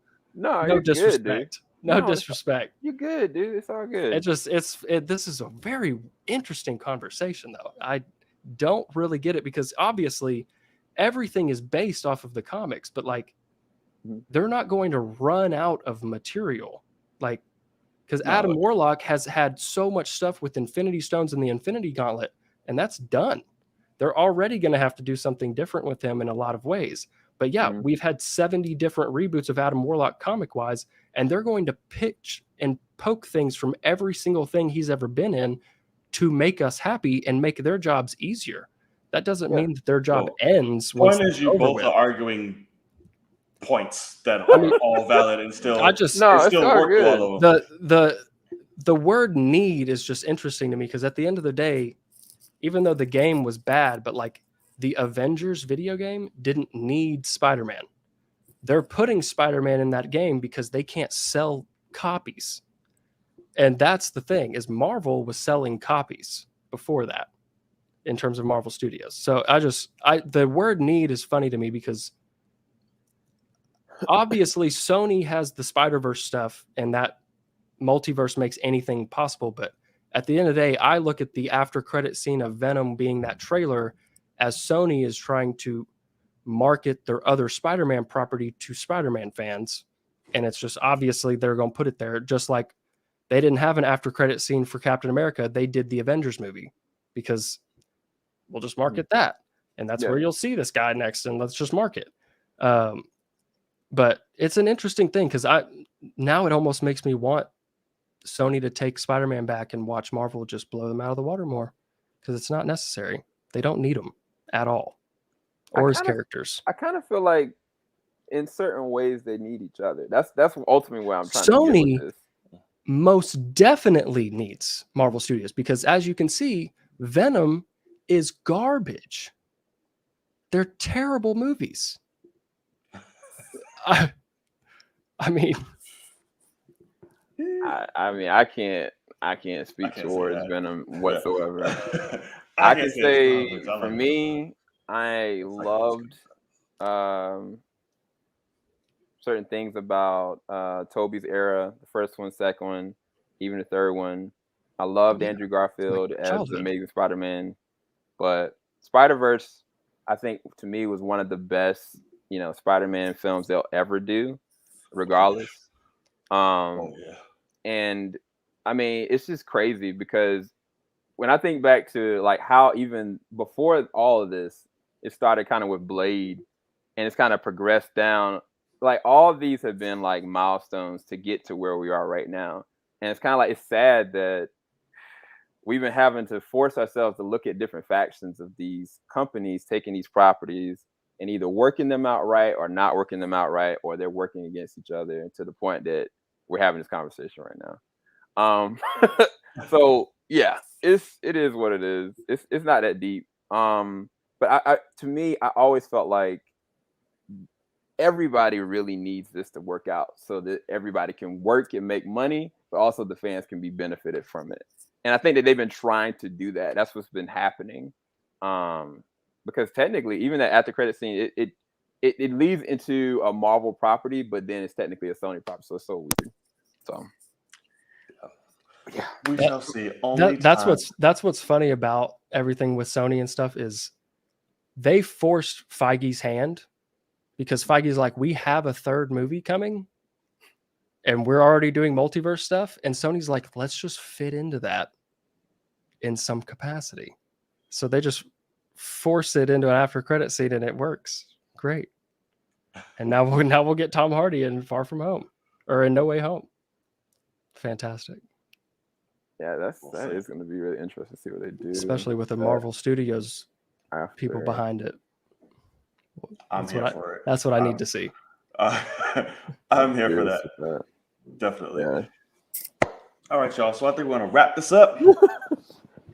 It has been a very good show, entertaining show, fun show, insightful show, all of it. We want to thank you guys for stopping on by. We want to thank my guest, Sam, for stopping on by, brother. Thank you so much to Team JVS. Where can the people find you? Oh, yeah. You can find me directly on Twitter and on Instagram at SuperSEL0320. You can find Team JVS at team_JVS on same exact thing, Instagram and Twitter. We are on YouTube. We do everything from reviews to reactions to interviews. Not so much reactions anymore. Just look up Team JVS. I'm going to be dropping my Dune review in less than 15 minutes, I think. Ooh. So. Oh. Heard it. And you can find Logan Swish's channel attached to the description down below if you're watching on my channel, Logan Swish. Where can the people find you? What you got going on, brother? Let the people know. When I get my next DC movie, damn it. That's a great question. Hopefully this weekend. That would be very nice. Oh my God, I've been so busy. It's been wild. But yeah, no. What is it? Dark Knight Returns. That's what you want me to watch? Yes. I'm teetering towards Long Halloween now that it's on. It's brand new. It's right there, right? Well, I haven't Have you watched it? So no, okay. I haven't watched it. Okay. So I want to, because we was thinking about doing the damn watch along thing, but I guess that's not happening. Right. So I'm that's gonna right. watch it. That's a good question. What? I can't do a watch along because then we can't. I can't show the video. Because so it's you could always do the watch along and just delete it after. Well, no, I put it on Patreon and let everybody watch it with me. I just well, I mean, I was gonna say the same thing. Just let them know ahead of time. What if we save the video and I send it to you? Can you do that? It's true. And then put it in your thing. That's true. And just upload it. I've done that before. I've definitely uploaded it after the fact. trying to think of how I can. Because the thing is that. Do you show the video on Twitch and then just delete it? If it's something that's past 2000, yeah, right. I watch it, react, have fun, delete. Okay. And if it's like a series, sometimes I kind of block it out and just put a timer. But yeah, generally Twitch is really gracious. I'm not gonna lie to you. Okay. Like I went through Tokyo Revengers like 4 different episodes straight up, and I needed to go ahead and delete it right now. So if you guys are lucky enough to Tokyo Revengers are dope. Yes. So okay, well, I will try to figure something out, John. If that's possible, great, because I think you'll help my viewing. Oh, we have DC Fandom this weekend. That's what's happening. Oh shit, yeah, we do. Okay, yeah, no DC movie. I'm gonna have plenty of DC shit going on. My ass to be at work, so we'll you'll be coming home and just devouring every bit of content there is. Wait, what time is it at? What time is it on Saturday? Or is it on Friday? Is it an all-day thing again? No. 3 hours. Oh, thank God.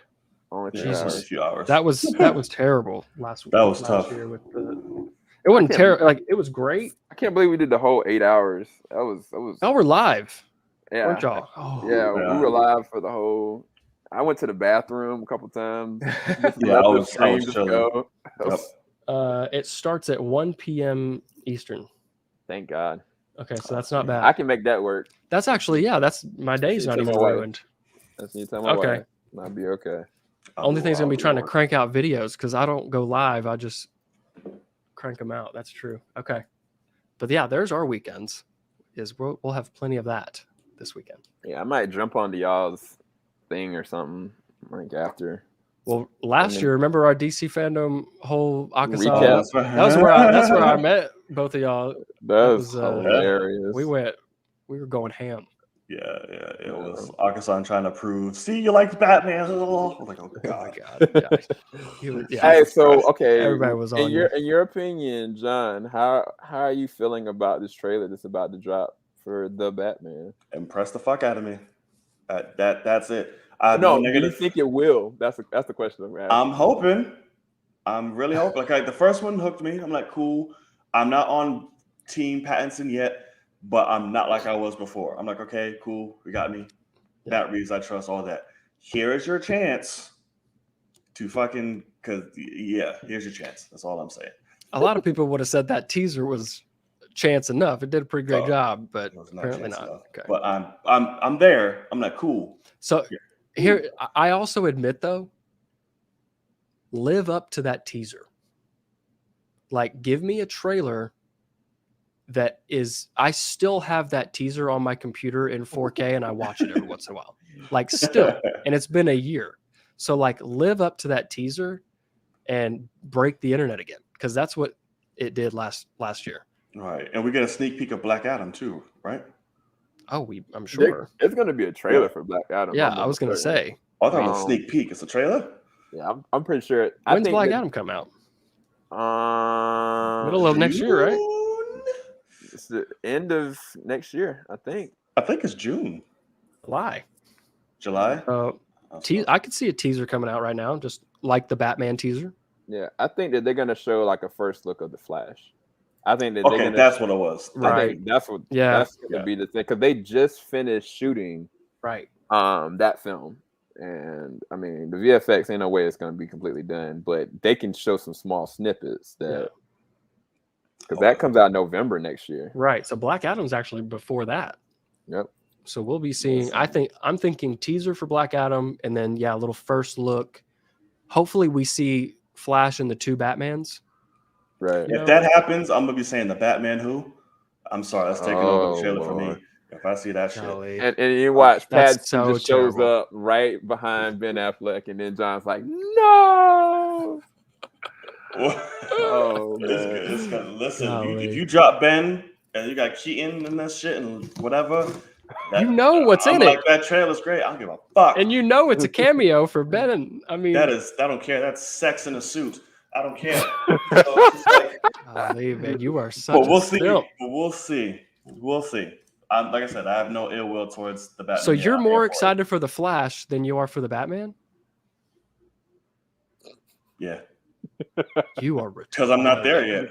I'm not there yet. The Flash has been in development for 18 years. They can't get the script right, and now you're just like, I'm excited about Principal. That's it. I've been like that. You're excited about them dying. They had to bring Keaton back because they're dying to get, some sort of nostalgia, get people in the seats because Ezra's annoying as shit. I'm excited for that. But like I said, I'm not there to Batman. I'm not saying it's fucking horrible nor I hate it. This is a chance to be like, I'm fucking in. But you just came in your pants at the thought of the Flash. If they show what you want. Hey, look. Because it got banned on I ain't gonna lie to you, man. Look, the Batman 1989 is one of my favorite and one of my first films I can remember. And I'm not gonna lie to you. Seeing Michael Keaton in any capacity as Batman. That's not what he's excited about.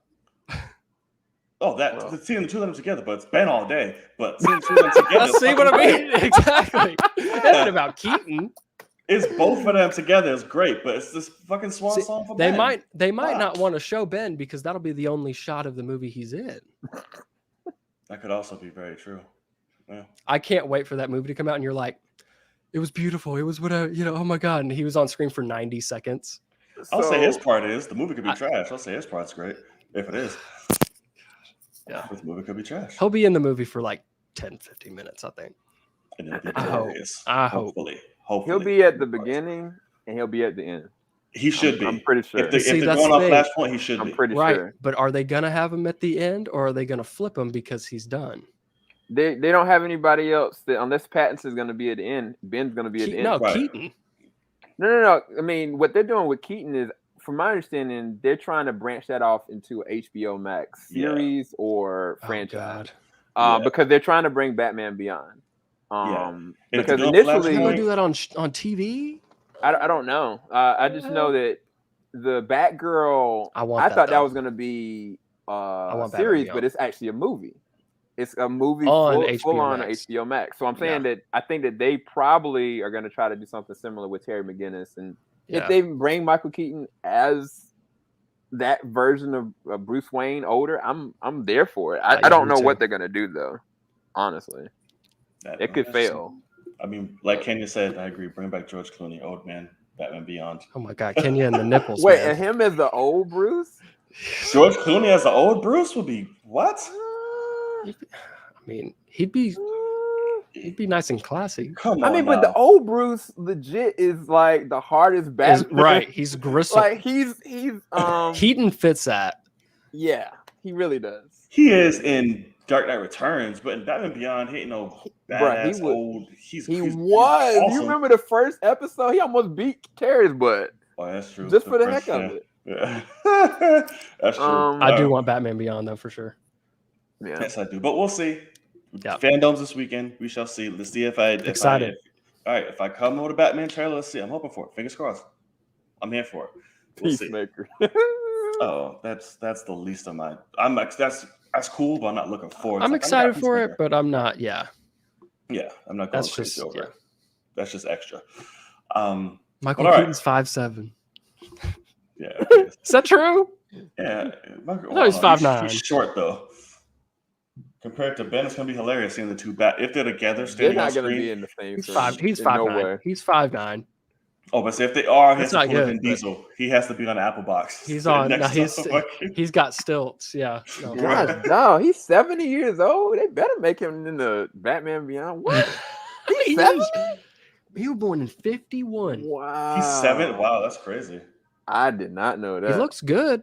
He looks good. Yeah. Wow. Fooled the fuck out of me. Homecoming only came out a few years ago. He was great. Yeah. Dang, right. Apparently the protege, he's good too. So then he's 7 years old fighting people. I will get excited for that, but like I'm not gonna freak out because it's still the Flash. They've been trying to make that movie for a decade. That is true. That same movie. We'll see. We'll see what happens. Yeah. But, all right, so you guys know where to find Logan Swish. You tagged yourself? You did all that? Yes, we're good. Already, y'all can find me right up top on all social media. I got it covered. If you're watching here, of course, Night Entertainment Network right here on YouTube. Yes. We appreciate you guys. Thank you so much for joining us on the latest episode, Film Cave, episode 44. Hit that subscribe button. Hit that follow wherever you are watching. We appreciate it. Hit that thumbs up. Hit the notification bell to be reminded to see our pretty faces again. And let me put this up. I almost did that without having everything did up, and we were sitting there looking stupid. It's your boy Knight. I'm Logan. Peace, guys. As always, we'll see y'all in the cave. Peace. Later, guys.